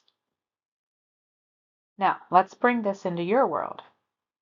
If you're working as a traveling histotechnologist or take contract roles, you need to understand your employment status clearly, because that status affects who is liable, what protections exist, and what risks you personally carry. And this is where I'm going to give you one very practical piece of advice. Carry your own professional liability insurance. Because relying entirely on an organization to protect you, well, that's not always a safe bet. Now, one thing that does not change, regardless of employment status, is this. Organizations still have a duty to provide safe working conditions. That includes proper equipment, appropriate staffing, clear procedures, and safe environments. So while your role and liability may shift, the expectation for safe practice does not. So the takeaway here is different employment structures change the rules, but they do not eliminate the risks. And understanding that now, well, that's going to serve you really well moving forward in your career.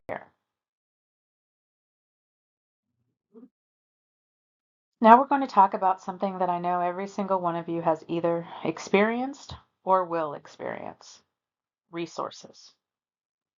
Because up to this point, we've talked a lot about individual responsibility, professional conduct, and following procedures. But here's the reality. You cannot meet standards if you are not given the tools to do so. And legally, that matters. Organizations have a clear duty to provide adequate staffing, safe functional equipment, sufficient supplies, and responsible allocation of resources.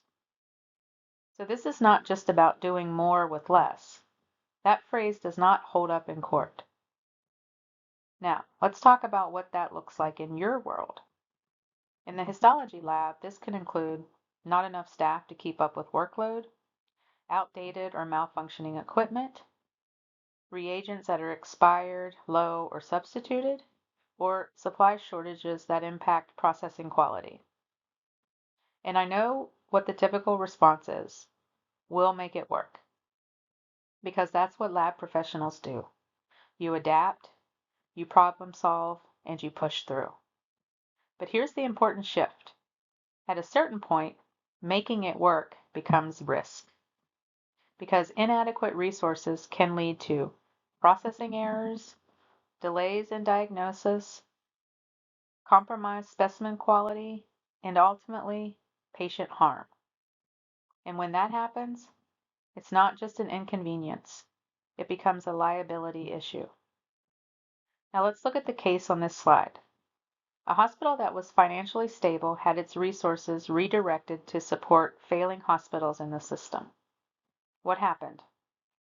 Staff experienced long-term shortages, supplies were limited, and patient care was impacted.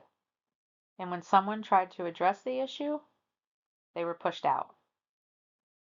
So this is not just about resources, it's about organizational decision making. And here's the key takeaway. When resource shortages compromise patient care, legal liability follows. Now let's bring this back to you, because this is where your role matters again. If you're working in conditions where staffing is unsafe, equipment is unreliable, or supplies are insufficient, you need to document and report those concerns. Not just vent about them. Not that venting doesn't happen, we all know it does. But formally document them through incident reporting systems, supervisory channels, or compliance pathways. Because documentation does two things. It protects patients and it protects you. If something goes wrong later, that record matters. And finally, this all ties back to something bigger: trust. Patients trust that healthcare systems are equipped to care for them. Staff trust that organizations will support safe practice. And when resources are inadequate, well, that trust breaks down. So the takeaway here is resources are not optional extras. They are part of the organization's legal and ethical duty. And recognizing that, that's part of thinking like a professional.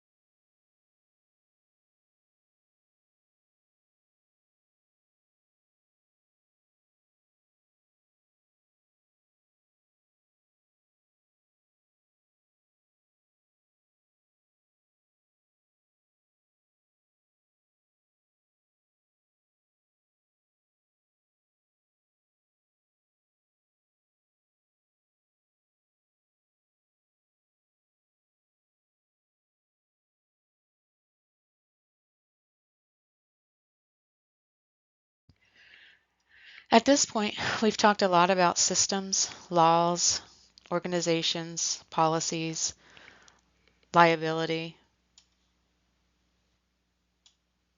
But now we shift the focus to something just as important, you. Because at the end of the day, healthcare doesn't run on policies. It runs on people making decisions.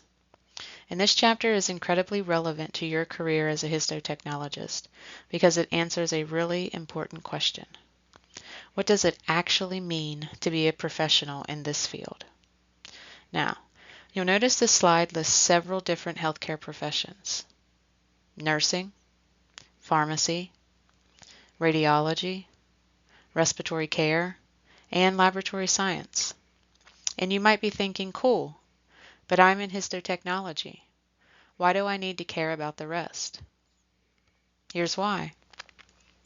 The core ethical expectations are the same across all of them. Every healthcare profession is built on integrity, honesty, accountability, and responsibility. The setting may change, the job duties may look different, but the expectation, that stays exactly the same. Now, let's bring this back to you specifically as a histotechnologist. Your work may feel behind the scenes, but your responsibility is not. Because your decisions directly impact diagnoses, treatment plans, and patient outcomes. So when PostCard talks about ethical codes requiring a high level of integrity, honesty, and responsibility, well, that absolutely includes you. And those codes of ethics, they're not just there to sound nice in a handbook. They're actually designed to help you navigate real-world situations like, do I report this error? Do I speak up about this concern? Or do I cut this corner because we're behind? And let's be honest, those situations are not hypothetical. They happen in real labs with real pressure. So these ethical frameworks are there to give you something solid to stand on when things get uncomfortable. Now, here's another important piece. Even though we're focusing on laboratory science, you do not work in isolation. You are part of a larger healthcare team, which means your work affects others. Others' decisions affect you. Ethical breakdowns in one area can ripple across the system.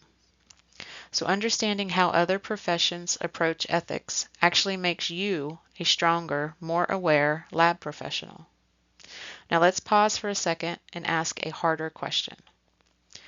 What happens when the system makes it difficult to do the right thing? When you're short-staffed, you're under pressure, you're expected to move faster than is safe, or leadership isn't modeling ethical behavior.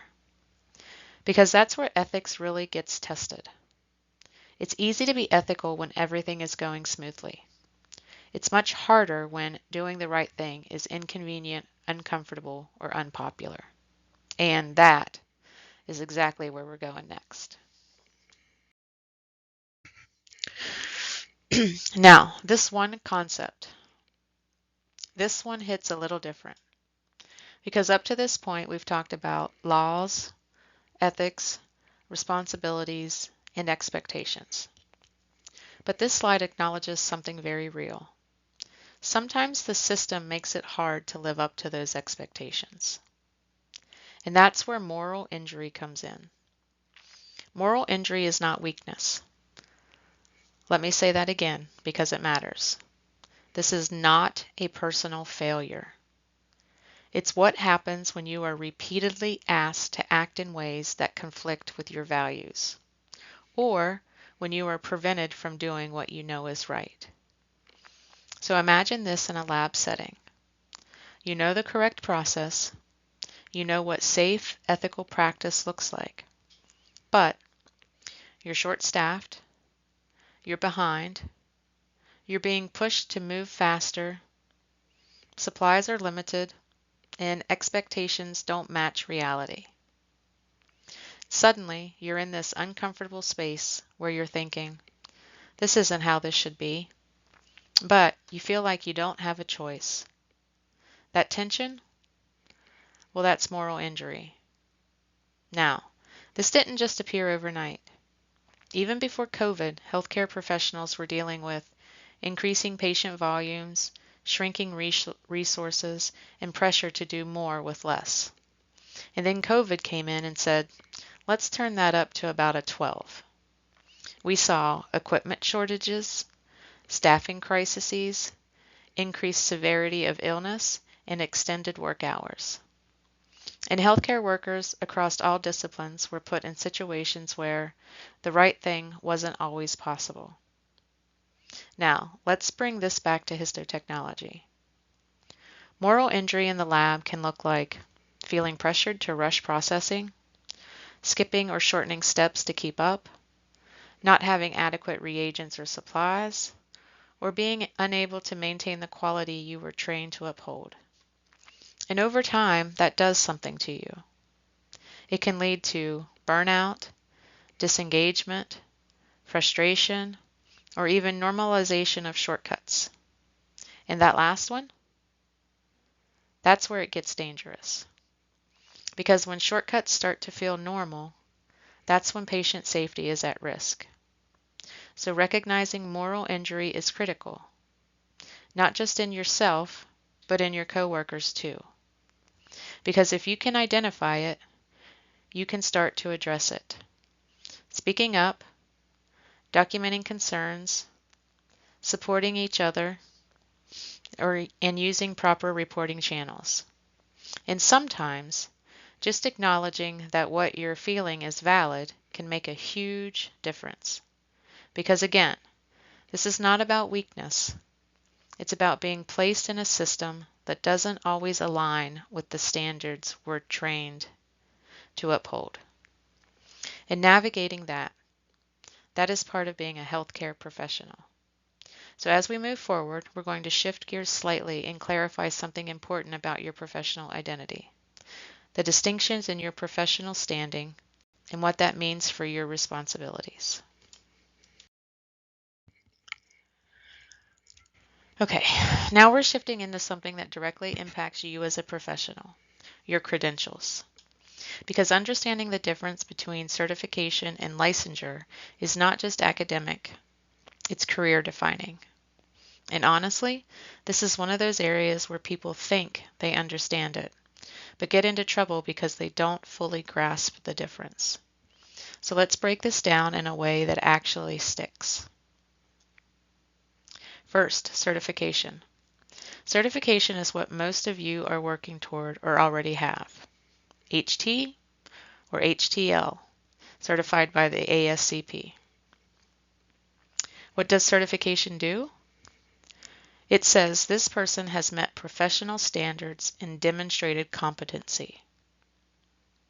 It is granted by a professional organization, based on education, training, and passing an exam, and it's a signal to employers that you know what you're doing. So in simple terms, certification equals proof that you're qualified. Now, here's the important nuance. Certification is often technically voluntary, but in reality, it's basically expected. Try getting hired without it and let me know how that goes. Spoiler alert, not too great. Now, let's talk about licensure. Licensure is different, very different. Licensure is a legal requirement issued by the state. It gives you the legal right to practice. So while certification says you're competent, licensure says you are legally allowed to do this job here. And here's where things get serious. If you practice in a state that requires licensure and you don't have it, that's not just a workplace issue, that's a legal issue. We're talking fines, loss of job, potential legal consequences, and, in some cases, criminal charges. So this is not something to casually overlook. Now, in histotechnology specifically, many of you will hold HT or HTL certification.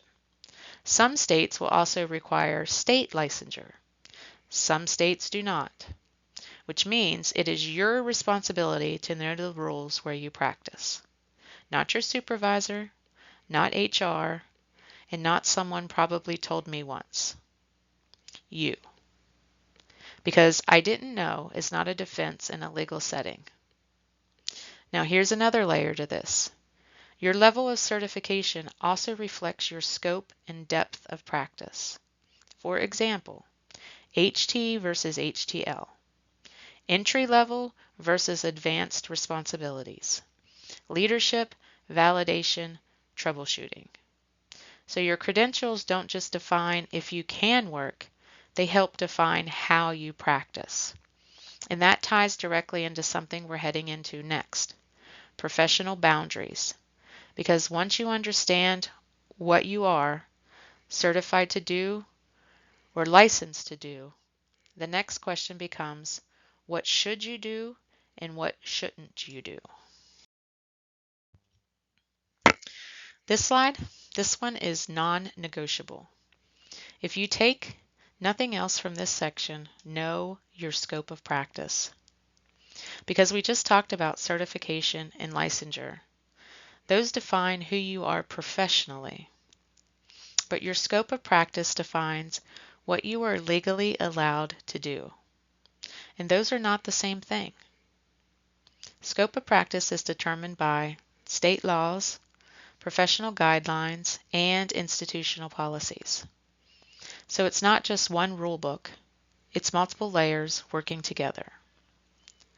Now let's make this real for histotechnology. Within your scope, you are trained and expected to perform tasks like tissue processing, embedding, microtomy, staining, and slide preparation. That is your lane, and it's a highly skilled lane, by the way. But here's where things get very clear very fast. You do not diagnose. You are not interpreting pathology, communicating diagnoses to patients, or making clinical decisions. That belongs to the pathologist. And I say that not to limit you, but to protect you. Because stepping outside your scope, even with good intentions, can lead to licensure violations, disciplinary action, job loss, or personal liability. And here's the uncomfortable part. Sometimes you might be asked to step outside your scope. Maybe a supervisor says, just take a quick look at this and tell me what you think. Or, can you just sign off on this? And it might feel harmless. It might feel like teamwork, and it might feel like you're helping. But legally, that can put you at risk. Because I was told to do it is not a legal defense. So part of being a professional is knowing when to say, that's outside my scope. And yes, that can feel very uncomfortable. But protecting your license, your career, and your patients sometimes means having that uncomfortable conversation. And here's another important point. Scope of practice is not static. It evolves with education, technology, and legislation. So what you can do today may expand in the future, but only if it's formally recognized, not just because you feel ready. So the takeaway here is simple but critical. Stay in your lane, but know your lane really, really well. Because doing that protects you, your lab, and most importantly, your patients. This slide right here, this is your professional backbone. Because everything we've talked about, laws, liability, scope of practice, and accountability, all of it is grounded in this, your ethical code. And I want to be very clear about something up front. This is not a suggestion. This is not best practices if you feel like it, or guidelines when it's convenient. This is a binding professional commitment. The ASCLS Code of Ethics applies directly to you as a histotechnologist. And at its core, it's about one thing. Patient welfare comes first. Always. And even though you may never meet the patient, even though your name isn't on the final diagnosis, your work is still directly tied to that patient's outcome. So let's break this down in a way that actually sticks. Every time you process tissue, embed a specimen, cut a section, perform a stain, or even label a slide, you are making a professional promise. A promise that this specimen is handled correctly, this result is accurate, and this work meets the highest standards. And that's where accuracy and reliability come in. Because in histotechnology, close enough is not a thing. There is no, that stain is mostly fine, or that label is probably right. It's either correct or it has the potential to harm a patient. Now, let's talk about confidentiality. Everything you touch in the lab, patient names, specimen numbers, diagnoses, and results, that is protected information. And maintaining that confidentiality isn't just ethical, it's legal. So no hallway conversations, or no, you won't believe this case in the elevator. Save that for your non-healthcare friends who probably don't want to hear it anyway. And let's talk about one of the hardest parts of this code, reporting. Because the code doesn't just say, do your job well. It also says, speak up when standards are not being met. And that includes errors, unsafe practices, or policy violations. Even when it's uncomfortable, even when it involves someone you work with, and even when you'd rather just stay quiet. Because silence, that can make you complicit. And ethically, that's not an option. Now, let's not overlook integrity. Integrity means doing the right thing when no one is watching. And in the lab, let's be honest, a lot of what you do happens independently, which means your integrity is not optional. It's everything. And finally, non-discrimination. Every specimen you handle, every slide you prepare, deserves the same level of care. It does not matter who the patient is, where they come from, or what their background is. The standard does not change. So the big picture here is this. Your ethical code defines who you are as a professional. Not your title, not your degree, and not your years of experience, but your actions. And every single slide you touch is a reflection of that. So as we move forward, let's zoom out and look at how critical your role is in the entire patient care process. Let's zoom out for a second, because after everything we just talked about, ethics, law, responsibility, and scope of practice, there's a really important question underneath all of it. Why does this matter so much? And this slide answers that. Laboratory medicine is the backbone of clinical decision making. Not a support role, not an afterthought, the backbone. And that statistic up there, we've seen it before, up to 70% of medical decisions are based on laboratory data. Let that sink in for a second. That means diagnoses, treatment plans, medical decisions, and surgical interventions all heavily rely on lab results. And within that system, histotechnology plays a critical role. Because before a pathologist can make any diagnosis, they need something to look at. And that something, that's your work. So let's break down what that actually includes. Tissue processing, embedding, microtomy, special stains, immunohistochemistry, frozen sections, cytology prep, and even autopsy tissue processing. That's not small stuff. That's the foundation of diagnosis. And here's the part I always want students to really understand.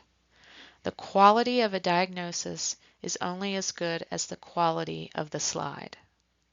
So if something goes wrong at your level, it doesn't stay at your level. It moves forward. For example, poor fixation results in distorted cellular detail. Processing errors can result in tissue artifacts. Sectioning issues can result in missing critical structures.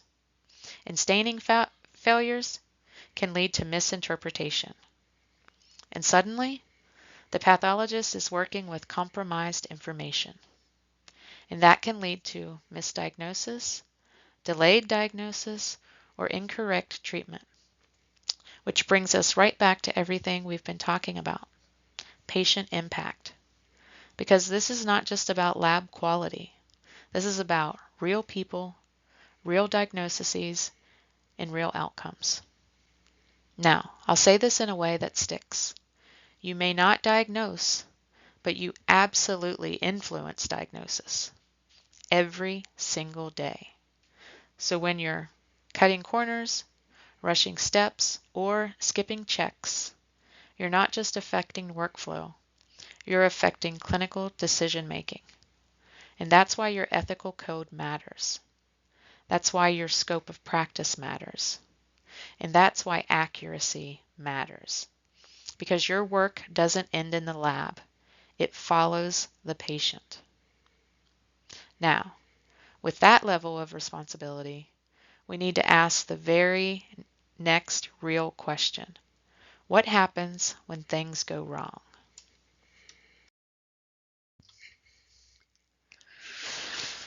Let's talk about the part of the job that nobody loves to talk about, and that is errors. Because despite everything, despite your training, the SOPs, the multiple checklists, and the quality control, errors can and do still happen. And I want to start by saying something important. Making an error does not make you a bad professional. But how you handle that error, that absolutely defines you as one. Now, take a look at this list. These are not rare, obscure, once-in-a-lifetime mistakes. These are everyday, real-world laboratory errors. And almost every single one of these applies directly to the histolab. Let's walk through a few that should make you sit up just a little straighter.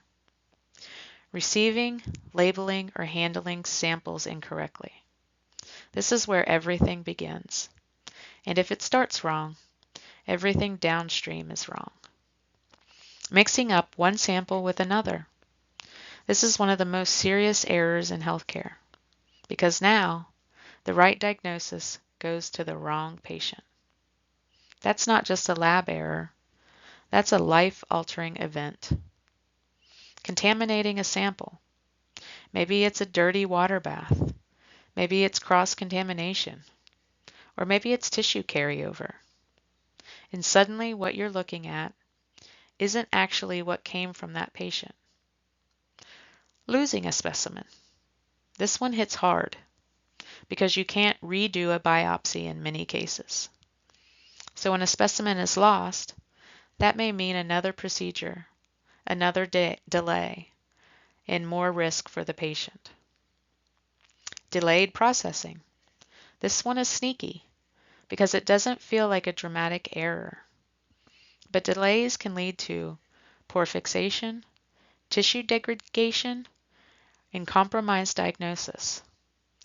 And then there's incorrect reporting or wrong patient information. Which brings us full circle back to accuracy is everything. Now here's the key takeaway from this slide.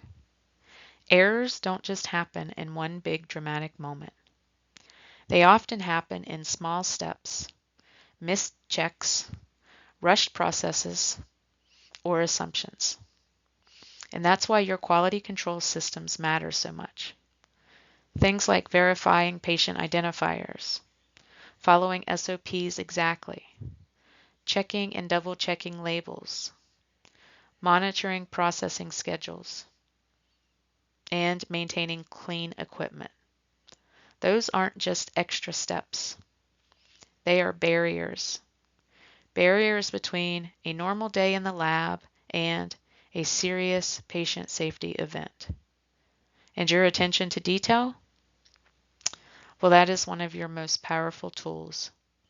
Because in histotechnology, the difference between fine and correct matter. Now, let's be real for a second.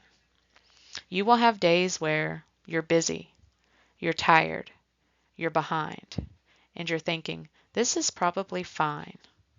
And that right there, that's the danger zone. Because probably fine is how errors slip through. So the goal was not perfection. The goal is consistency, awareness, and accountability. Because when errors do happen, they have consequences. And that's exactly where we're going next. What are the legal repercussions of these errors? Okay, now we're going to talk about what happens when those errors we just discussed don't get caught in time. Because this slide, this is where the stakes become very real. These are not hypothetical situations. These are actual cases with real patients and real consequences. Let's start with the first one. Adams versus LabCorp.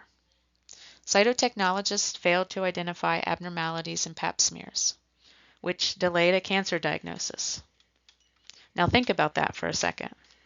In cytology, just like histology, you are often the first line of detection. Missing something isn't just a lab miss, it's a delayed diagnosis, it's delayed treatment, and it can be the difference between early intervention and advanced disease. And that case made it all the way to federal court. Now, let's look at the second one. PKU screening error. A newborn screening was done too early. Wrong sample timing. And because of that, the disease wasn't detected until age 6. And the result? A $70 million lawsuit. Let that sink in. This wasn't a dramatic equipment failure or a rare disease or some bizarre edge case. It was a timing error, a preventable mistake. And the cost? A lifetime of impact for that child and tens of millions in liability. Now the third case. HIV hepatitis testing error. About 640 patients received incorrect results. And here's the part that should really make you pause. The system flagged that the results might be in error, and they were overridden anyway. Then those results were sent out. So now we're not just talking about error, we're talking about ignoring safeguards. And that shifts things from mistake to negligence, and maybe even worse.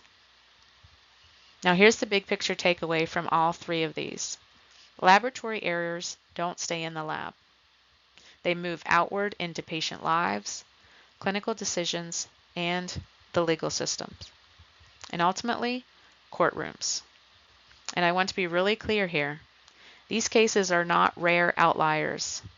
Lab-related litigation happens regularly because when something goes wrong in the lab, again, it affects diagnosis, it affects treatment, and it affects outcomes. And that makes it legally significant. Now, let's bring this back to you. All those things we've talked about, QC, SOPs, verification steps, and documentation, those are not extra work or busy work or things your supervisor nags you about. They are legal protection systems at play for the patient, the institution, and yes, for you. Because when something goes wrong, the question becomes, did you follow the standard of care? And if the answer is no, that's where liability begins. Now, here's the uncomfortable truth. Sometimes errors aren't just errors. Sometimes they become ethical failures, system failures, or willful disregard of safeguards. And that's where we're headed next. when errors cross the line from mistake to ethical breakdown. Okay, so up to this point, we've been talking about errors as mistakes, system failures, or breakdowns in process. But this slide, this is about what happens when an error becomes a choice. But here's the truth. Errors can be accidental. Covering them up is not. And that distinction, that's the difference between a quality issue and an ethical violation. Let's ground this in your professional framework. The ASCLS Code of Ethics isn't just something you memorize for an exam and then forget 5 minutes later. It explicitly requires you to ensure the highest level of care, maintain quality in everything you do, use sound judgment, and protects patients from harm, and report breaches of standard. Now, I also want to point out that I keep mentioning the ASCLS Code of Ethics, which does also pertain to us as we are considered clinical laboratory professionals in many institutions, but we also uphold ASCP Code of Ethics, okay? And it doesn't vary differently from the ASCLS code, which is why I'm using the ASCLS code more frequently. But you will and are expected to know what the ASCP code is as well. That last one, that report breaches of standard, well, that's the one people get uncomfortable with. Because reporting errors, especially when they involve coworkers or yourself, is hard. But ethically, it's non-negotiable. Now, let's go back to the Maryland case we just talked about. The system flagged that the results might be wrong, and the personnel knew there were control failures, and still the results were sent out. That is no longer oops. That is a deliberate ethical violation. And that's a completely different level of responsibility. Because now you're not just dealing with negligence or system failure. You're dealing with knowingly putting patients at risk. And that carries legal consequences, professional consequences, and licensure complications. And honestly, moral consequences too. Now, let's bring this back to your role in the histology lab. You will make mistakes at some point, because everyone does. A block gets mislabeled, or a stain doesn't turn out right, or maybe a specimen gets processed incorrectly. That's not the defining moment. What you do next is, because your obligation is to report it immediately, correct it if possible, and document it appropriately. Not ignore it, or hope no one notices, or worse, try to fix it quietly. Because let me tell you something from experience. The lab always finds out. Maybe not today, maybe not tomorrow, but eventually it does come back. And when it does, the cover-up is always worse than the mistake. So here's your takeaway. Transparency protects patients. Transparency protects your license. And honestly, transparency protects your integrity. Because at the end of the day, your name is attached to that slide.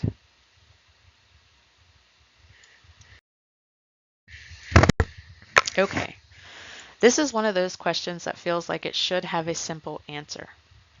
Can I refuse to do something if it goes against my personal beliefs? And a lot of people instinctively want to say, well, yeah, of course.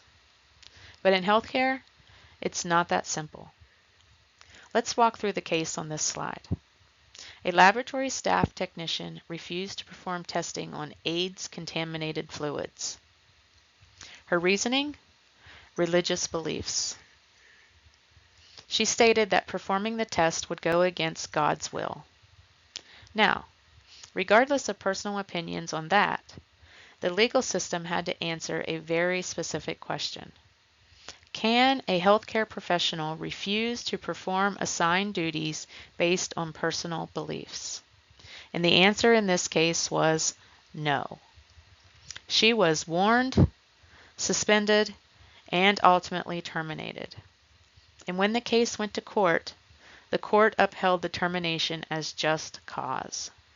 Why? Because the task was within her scope of practice, was part of her job responsibilities, and appropriate safety measures were in place. So legally and professionally, she was expected to perform that task. Now, this is where we need to be really clear. As a healthcare professional, your professional obligations often outweigh personal convictions. That's part of what you sign up for when you enter this field. Because at the end of the day, the focus is always the patient and the delivery of standardized, unbiased care. Now, that does not mean you have zero rights. There are situations where refusal is appropriate and necessary. You can refuse it if the task is outside your scope of practice, or the situation is unsafe, or the request is illegal or clearly unethical. For example, being asked to diagnose a case as a histotech, or being told to process tissue without proper PPE, or being instructed to falsify results. That's where you absolutely speak up and say no. But refusing based on personal discomfort, personal beliefs, or personal opinions when the task is within your scope, deemed safe, and standard practice, well, that will not hold up legally. Now, let me put this into a histology-specific lens. You might encounter infectious specimens, autopsy tissues, or cases that challenge your personal comfort level. And part of professional growth is learning to say, this is my role, this is my responsibility, not, this is uncomfortable, so I won't do it. And I say that with respect, because this field is not easy, but it is structured around consistency, standardization, and patient-centered care. And here's your takeaway. You are obligated to perform duties within your scope if they are safe and appropriate. You are protected when refusing unsafe, illegal, or out-of-scope tasks. But personal beliefs alone do not override professional responsibility. And that brings us to the next big question. How far do these responsibilities go, especially when you're handling critical patient information? Okay, so this slide is where we push past a really common misconception in laboratory work. A lot of people think, I did my job, I ran the test, I reported the result, I'm done. But in healthcare, that's not always enough. Because your responsibility doesn't end at reporting. It extends to making sure that result is actually seen, understood, and acted upon. So let's walk through this case. A patient comes in with what looks like a stroke.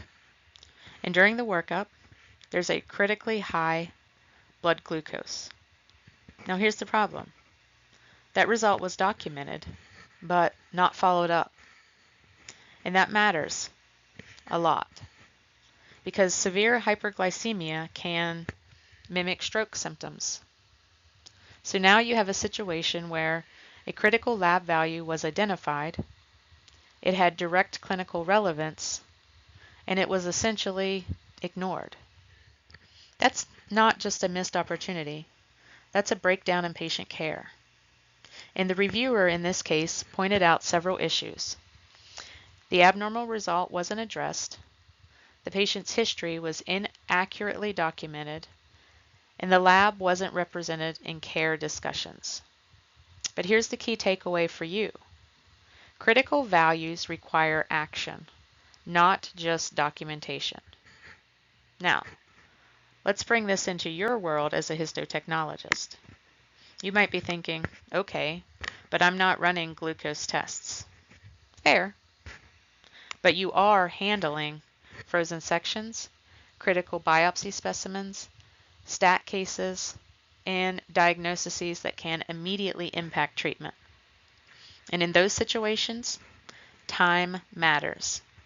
If you prepare a frozen section and it's delayed, it's mislabeled, or it doesn't get communicated properly, that directly impacts surgical decision making. And let's be real for a second. A surgeon standing in an OR waiting for a diagnosis, they're not in the mood for, we'll get to it eventually. They need accurate information and they need it right now. So your role is not just make a good slide, it's make a good slide and ensure it gets where it needs to go when it needs to get there. Now here's another layer to this. Communication is only as good as the information behind it. In this case, family history was documented incorrectly. So even if someone had followed up, they might have been working with flawed information. And that's a reminder. Accuracy matters at every step, from labeling, documentation, slide prep, to reporting, all the way through clinical interpretation. So here's your takeaway. Reporting a result is not the finish line. Ensuring it is communicated and actionable is part of your responsibility. And accuracy in every detail supports that entire process. Because at the end of the day, a result that isn't acted on is just data. And data doesn't save patients. Action does.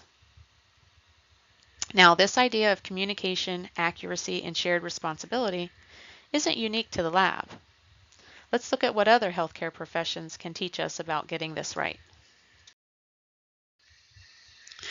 At first glance, you might be looking at this slide thinking, okay, but I'm not a nurse. And that's fair. But here's the thing. The causes of negligence don't care what your job title is. They show up across every healthcare profession, including yours. So what we're doing here is borrowing lessons from nursing and translating them directly into the lab. Let's start with a big one. Failure to recognize a change in condition. In nursing, that might look like missing subtle signs that a patient is deteriorating. In histotechnology, that's failing to recognize a specimen quality issue. Poor fixation, tissue drying out, processing artifact, or inadequate sectioning. And if you miss that, the pathologist is now working with compromised material, which means the diagnosis may be compromised too. Same concept, just different setting. Now, let's look at another one. Failure to respond in a timely manner. In nursing, that's delayed care. In the lab, that's delayed processing, delayed frozen sections, or delayed communication of critical findings. And remember what we just talked about. Time matters, especially when clinical decisions are waiting on your work. Now, here's one that gets people in trouble more than they think. Inaccurate use of abbreviations. In nursing, that's miscommunication. In the lab, that's mislabeling, or confusing shorthand and logs, or ambiguous documentation. And let's be honest, some of you have seen some creative abbreviations in the lab. If someone has to stop and decode what you wrote, you've already created risk. Clarity is not optional. Now let's talk about equipment. Failure to ensure equipment is working properly. In nursing, that can mean malfunctioning monitors or pumps. In histotechnology, that can mean tissue processors, microtomes, and even stainers. If your processor is off, your entire run is compromised. And if you suspect something is wrong and keep going anyway, that's not just an equipment issue. That's a judgment issue. And then we have inadequate staffing. Now, this one hits a little close to home, right? Because staffing shortages can lead to rushed work, skipped steps, and the I'll double check it later thinking. And we all know how that story ends. Later never comes. So here's the big takeaway from this slide. Negligence is rarely about one dramatic mistake. It's usually small breakdowns, reported shortcuts, or missed signals, stacked on top of each other. And whether you're a nurse, a pharmacist, or a histotechnologist, the expectations are the same. Stay vigilant. follow protocols, and speak up when something is off. Because the risks, they translate across every discipline. Now we're stepping into pharmacy for a minute. And again, I know you're thinking, cool, but I'm not a pharmacist. But just like with nursing, the principles carry over directly into your world. Because pharmacy and laboratory medicine have something very important in common. Precision matters, communication matters, and mistakes have consequences. So let's walk through these principles and translate them into histotech language. Number 1, duty to monitor. In pharmacy, if you offer a drug monitoring service, you are responsible for using it correctly. In the lab, if your lab offers a test, you are responsible for performing it accurately. That means proper fixation, correct processing, accurate staining, and clean, interpretable slides. Because once that test exists, there is an expectation that it can be trusted. You don't get to say, well, we ran it, kind of. Nope, it's either done right or it's a problem. Number 2, duty to warn. In pharmacy, warn patients about overdose risks. In the lab, you don't talk directly to patients, but you absolutely communicate risk. How? Critical values, abnormal findings, or stat results. And remember what we just talked about. Reporting isn't enough. You have to make sure the right people know at the right time. Because if a critical diagnosis sits in the system unread, well, that's a failure in communication. And number 3, duty to refuse a questionable order. This one is huge. In pharmacy, a pharmacist can refuse to fill a prescription that could harm a patient. In the lab, you have the same responsibility. If you get a requisition that is incomplete, incorrect, doesn't match the specimen, or is clinically questionable, you don't just blindly process it. You stop, you question, and you clarify. Because just doing what you're told is not a legal defense. And I know that can feel uncomfortable, especially if it involves questioning someone higher up. But patient safety always comes first. Number 4, reducing errors. This is where everything comes together. In pharmacy, the defenses are clear documentation, double checking, and following protocols. Sound familiar? Because in histology, that is your entire workflow. Label verification, cassette checks, slide checks, QC logs, and equipment monitoring. All of it exists for one reason: to prevent error before it reaches the patient. And here's the thing: no one notices when everything goes right, but when something goes wrong, everyone notices. Big takeaway: pharmacy and laboratory medicine are different disciplines, but they share the same foundation: accuracy, accountability, communication, and the courage to question. Because at the end of the day, you are both part of the same system. A system where one weak link can infect the entire chain.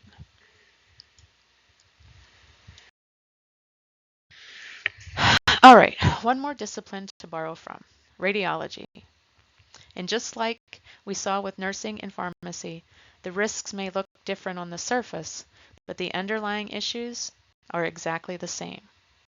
Let's start with what shows up in radiology negligence. You see things like misdiagnosis, equipment mishandling, poor judgment, and failure to use safety measures. Now, none of that should sound unfamiliar, because in histology, we just call it different things. Let's look at the case. Cockerton versus Mercy Hospital. A patient is getting a post-surgical x-ray. The technician doesn't use the restraint straps on the chair. The patient has a seizure, falls, and ends up with a serious injury. And the court found the hospital was negligent. And here's what I want you to notice. This wasn't some rare, complex failure. The safety equipment was there, it just wasn't used. And that's the key, because negligence often isn't about not having the right tools. It's about not using the tools you already have. Now, let's bring this into your world. Histology lab parallels. Instead of restraint straps, you have specimen control systems. If you don't properly secure and verify specimens, well, that's your version of not strapping the patient in. And what happens? You get mix-ups, misidentification, and wrong patient, wrong diagnosis. Same concept, just a different setting. Now let's talk equipment. In radiology, equipment mishandling leads to patient harm. In histology, processors, microtomes, stainers. If something is malfunctioning, out of calibration, or acting a little off, and you ignore it, you're setting yourself up for error. And let's be honest, we've all seen that moment where someone says, it'll be fine for this run. No, that is how problems start. Judgment matters. Another big one here is failure to exercise judgment. In radiology, not recognizing a safety risk. In histology, not stopping when something doesn't look right. Tissue looks poorly fixed, or sections are behaving weirdly, or the stain isn't reacting normally. That little voice in your head saying something's off, listen to it, because that's your professional judgment kicking in. And ignoring it, that's where negligence can creep in. So the big takeaway? This slide is really about one core idea. Safety systems only work if you actually use them, whether it's straps in radiology, QC in the lab, verification steps, or equipment checks. They are all there for one reason, to prevent harm before it happens. And skipping them doesn't save time. It just delays the problem until it becomes a much bigger one. So here's what I want you to walk away with.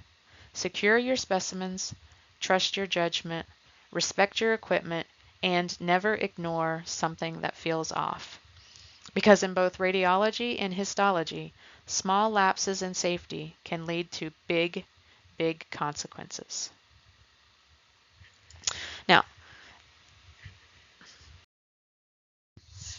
so after everything we've talked about, negligence, liability, errors, ethical failures, you might be thinking, okay, cool, but what do I actually do differently tomorrow?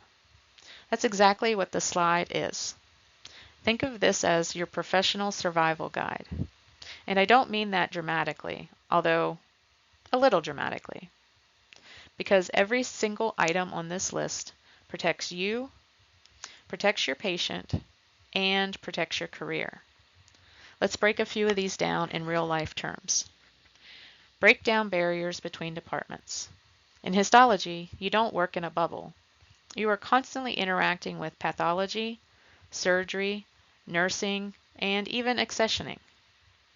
And when communication breaks down, that's when specimens get delayed, that's when information gets lost, and that's when errors happen. So yes, teamwork matters, even if it's just, hey, can you double check this requisition real quick? Maintain complete records.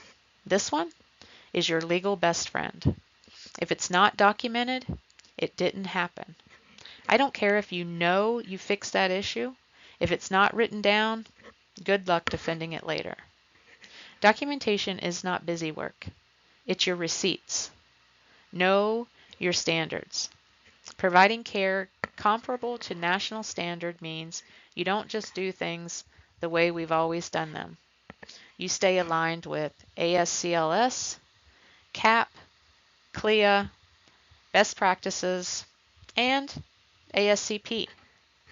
Because we've always done it this way is not a legal defense. Ask for help when needed. Let me say this clearly. Asking for help is not weakness. Guess what is a problem? Guessing. If you are unsure, stop, ask, and clarify. Because a 30-second question can prevent a major error. Next, Stay in your lane, which is scope of practice. We already talked about this, but it's worth repeating. Do not interpret diagnoses, make clinical calls outside your role. Even if someone says, just tell me what you think. Nope. That's how you accidentally step into liability. Next, confidentiality. Always. HIPAA is not a suggestion or a guideline or a nice idea. It is the law. So no hallway conversations, no funny case stories with identifying details or screenshots of patient information. Even if you think no one will know, someone always knows. Next, check your equipment. Processors, microtomes, stainers. These are not set it and forget it tools. If something is off, you are responsible for recognizing it. Because equipment failure plus human inattention, that's a dangerous combination. Use evidence-based practice. This one is huge and where we're heading next. Don't rely on habit, guessing, or that's how I was taught once. Base your work on data, research, and proven methods. Because in healthcare, opinions don't hold up in court. Evidence does. And lastly, foster trust. At the end of the day, your patients will never meet you, but they are trusting you with their tissue, trusting you with their diagnosis, and trusting you with their life. I know, no pressure, right? But seriously, that trust is earned through consistency. Bottom line, this list is not just good advice.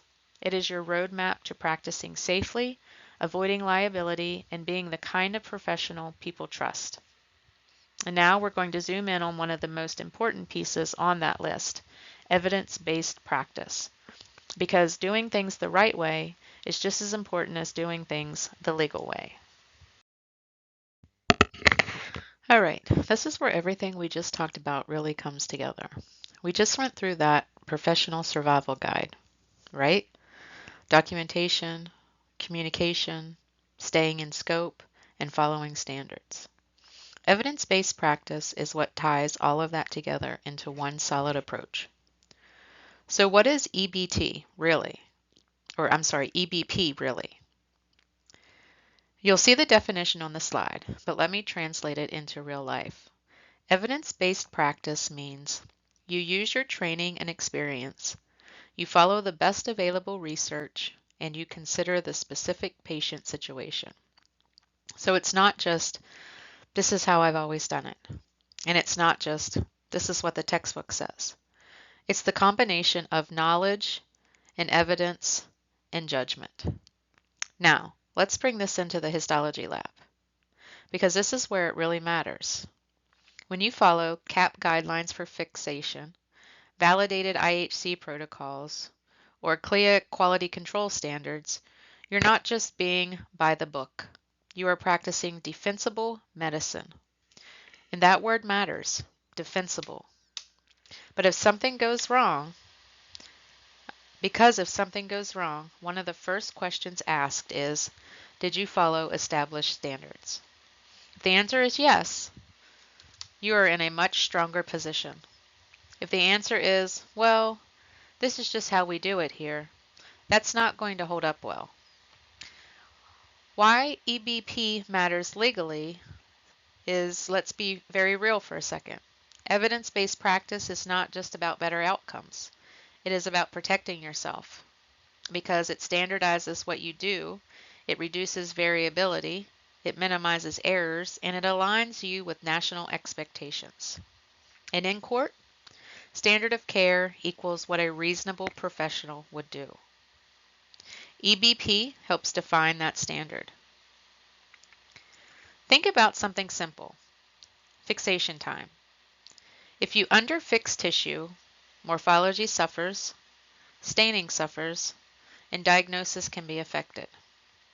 But if you followed CAP recommended fixation protocols, then even if something goes wrong, you can show you followed best practice.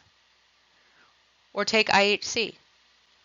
If you're using validated antibodies, proper controls, and established protocols, you are building confidence in your results and protection for yourself. Let's be honest. Sometimes in the lab you'll hear, "We've always done it this way." That phrase should make your internal alarm go off just a little. Because the better question is this the right way according to current evidence? Evidence-based practice is the gold standard for a reason.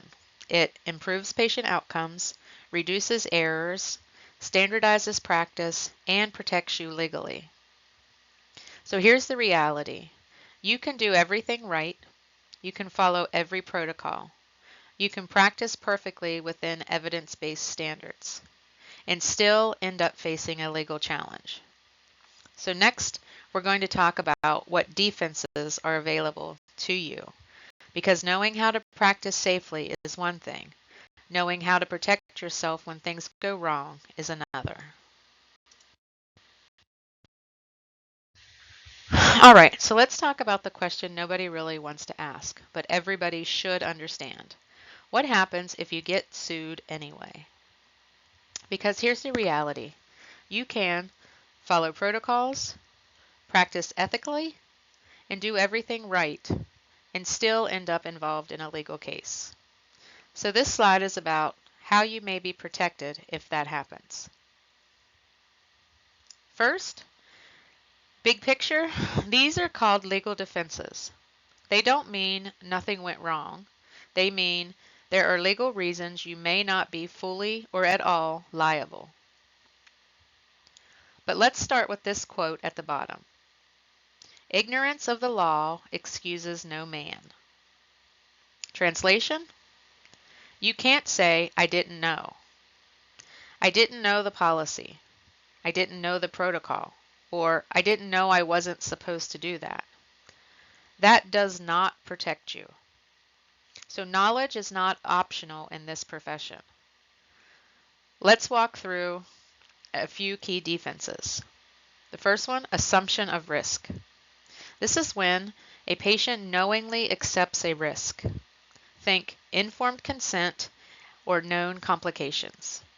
If a patient is fully informed and still agrees, that can limit liability. Comparative/contributory negligence. These are slightly different depending on the state, but the idea is similar. The patient contributed to their own harm. Examples might include not following instructions, ignoring medical advice, or withholding important information. In those cases, responsibility may be shared or reduced. Good Samaritan laws. These protect providers who give emergency care in good faith. Not super common in the histology lab unless you're suddenly saving someone in the hallway, but still important to know. Statute of limitations. This is a big one legally. There is a time limit to file a lawsuit. If that window passes, the case may be dismissed. I didn't know. Mistake of fact versus law. This is where people get tripped up. You might be protected if you were unaware of a specific fact, but you are not protected if you were unaware of the law or policy. So again, I didn't know we had to double check identifiers, or I didn't know we needed 2 patient identifiers. Well, that's not going to work. So what does this mean for you in the lab? These defenses are not a safety net to rely on. They are a framework to understand how cases are evaluated. Your real protection comes from following protocols, documenting everything, practicing within standards, or using evidence-based methods. Because the stronger your practice, the less you have to rely on a legal defense in the first place. You don't want your plan to be, "It's fine, I'll just use contributory negligence if something happens." No. Your plan is, "Let's not end up in that situation at all." Bottom line, understanding legal defenses helps you see how liability is evaluated, understand how responsibility is assigned, and recognize the importance of your daily decisions. So now that we've talked about what can protect you legally, let's look at what actually happens if a case moves forward. Because next we're going to walk through the civil trial process. And trust me, it's something you want to understand before you ever need it.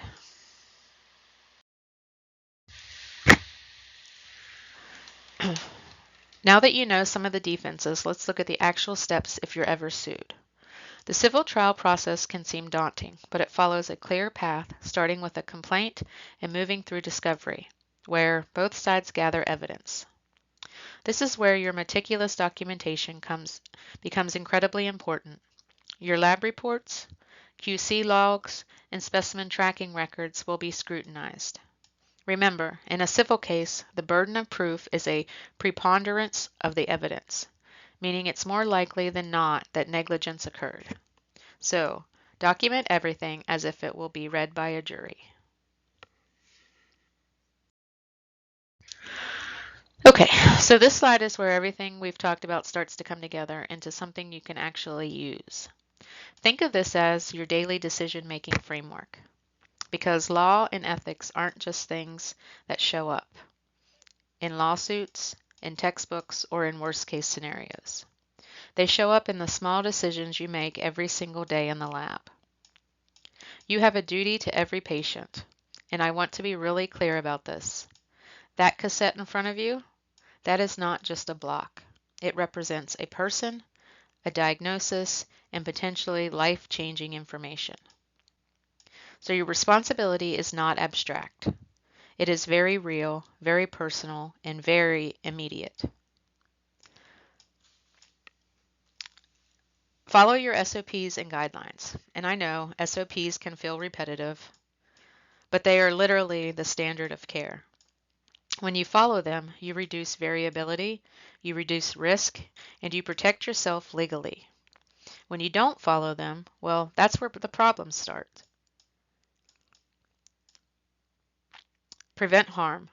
This is where histotechnologists quietly do some of the most important work in healthcare. Every QC check, every label verification, every staining evaluation, every this doesn't look right moment. That's you preventing harm before it ever reaches a patient. Document everything. Let's say it again because it matters. If it's not documented, it didn't happen.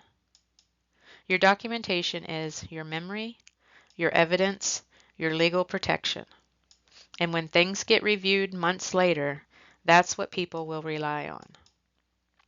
Speak up. This is one of the hardest but most important responsibilities. If you see unsafe practices, repeated shortcuts, or ethical concerns, you have to report it. Not because you're trying to get someone in trouble, but because patient safety depends on it. Stay current. Healthcare is always evolving. New protocols, new technologies, new standards. So part of your responsibility is staying educated and practicing based on current evidence. Because outdated practice can quickly become unsafe practice. Know your scope. Stay in your lane. Not because you can't do more, but because you are only legally protected within your scope. Protect patient privacy. No gray area here. HIPAA is always in effect and always your responsibility. And lastly, act with integrity. At the end of the day, no one is watching you every second. So your integrity is what guides your decisions when no one else is there. Bottom line, this framework is not just a checklist. It's how you practice safely, it's how you protect your patients, and it's how you protect yourself.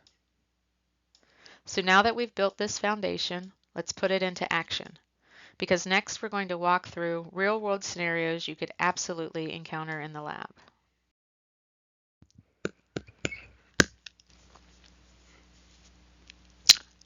Now we get to put the part where things get a little uncomfortable.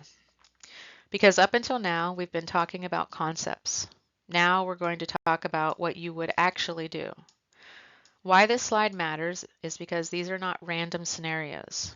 These are real-world situations that happen in real labs to real professionals. And sometimes there isn't a perfect, easy answer. So let's look at the purpose of these questions. Each one is designed to make you think about legal responsibility, ethical responsibility, or professional judgment. Because in the lab, you are constantly making decisions in gray areas. Example 1, skipping QC. A colleague says, I skip QC. It always passes anyway. Sounds harmless, right? Until it doesn't pass and nobody caught it. And now patient results are affected.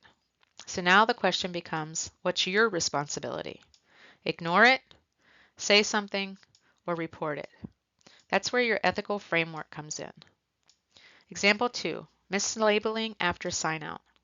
This one should make your stomach drop a little. Mismatch between cassette and requisition, and the case is already signed out. Now we're talking about potential diagnostic error, patient impact, and legal exposure. So what do?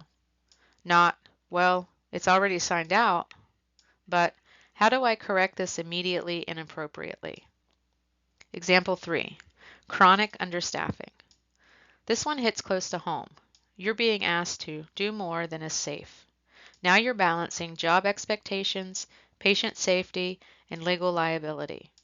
And the question becomes, how do you document and protect yourself? Example 4, avoiding billing. A pathologist asked you to re-embed and cut levels without a requisition. Translation, let's skip the paperwork and billing. That's not just a shortcut, that's potentially fraud. So now you're in a situation where authority is asking you to do something questionable. What do? Example 5, licensure issues. You're working in a state that requires licensure, and no one told you. Are you still responsible? Short answer, probably yes. Because remember, ignorance of the law is not a defense.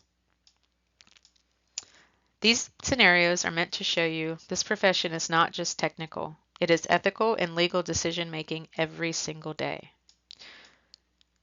You will have moments in your career where you think, this doesn't feel right. Pay attention to that, because that feeling is often your ethical radar going off. When you're unsure, ask yourself, does this follow policy? Does this protect the patient? Or would I be comfortable defending this decision later? If the answer is no, pause and reassess.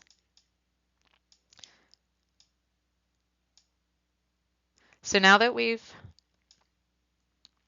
applied these concepts to real situations, let's wrap up by looking at key resources that support you in practice, because you are not expected to navigate all of this alone. These resources are your professional home, offering invaluable support and guidance throughout your career. The ASCP and NSH provide continuing education, ethical guidance, and advocate for histotechnology professionals. CAP accreditation standards and CLIA regulations define the legal framework for your laboratory operations. Know these organizations, use their resources, and stay connected to your professional community. This concludes our lecture on legal and ethical issues in healthcare for histotechnology practice.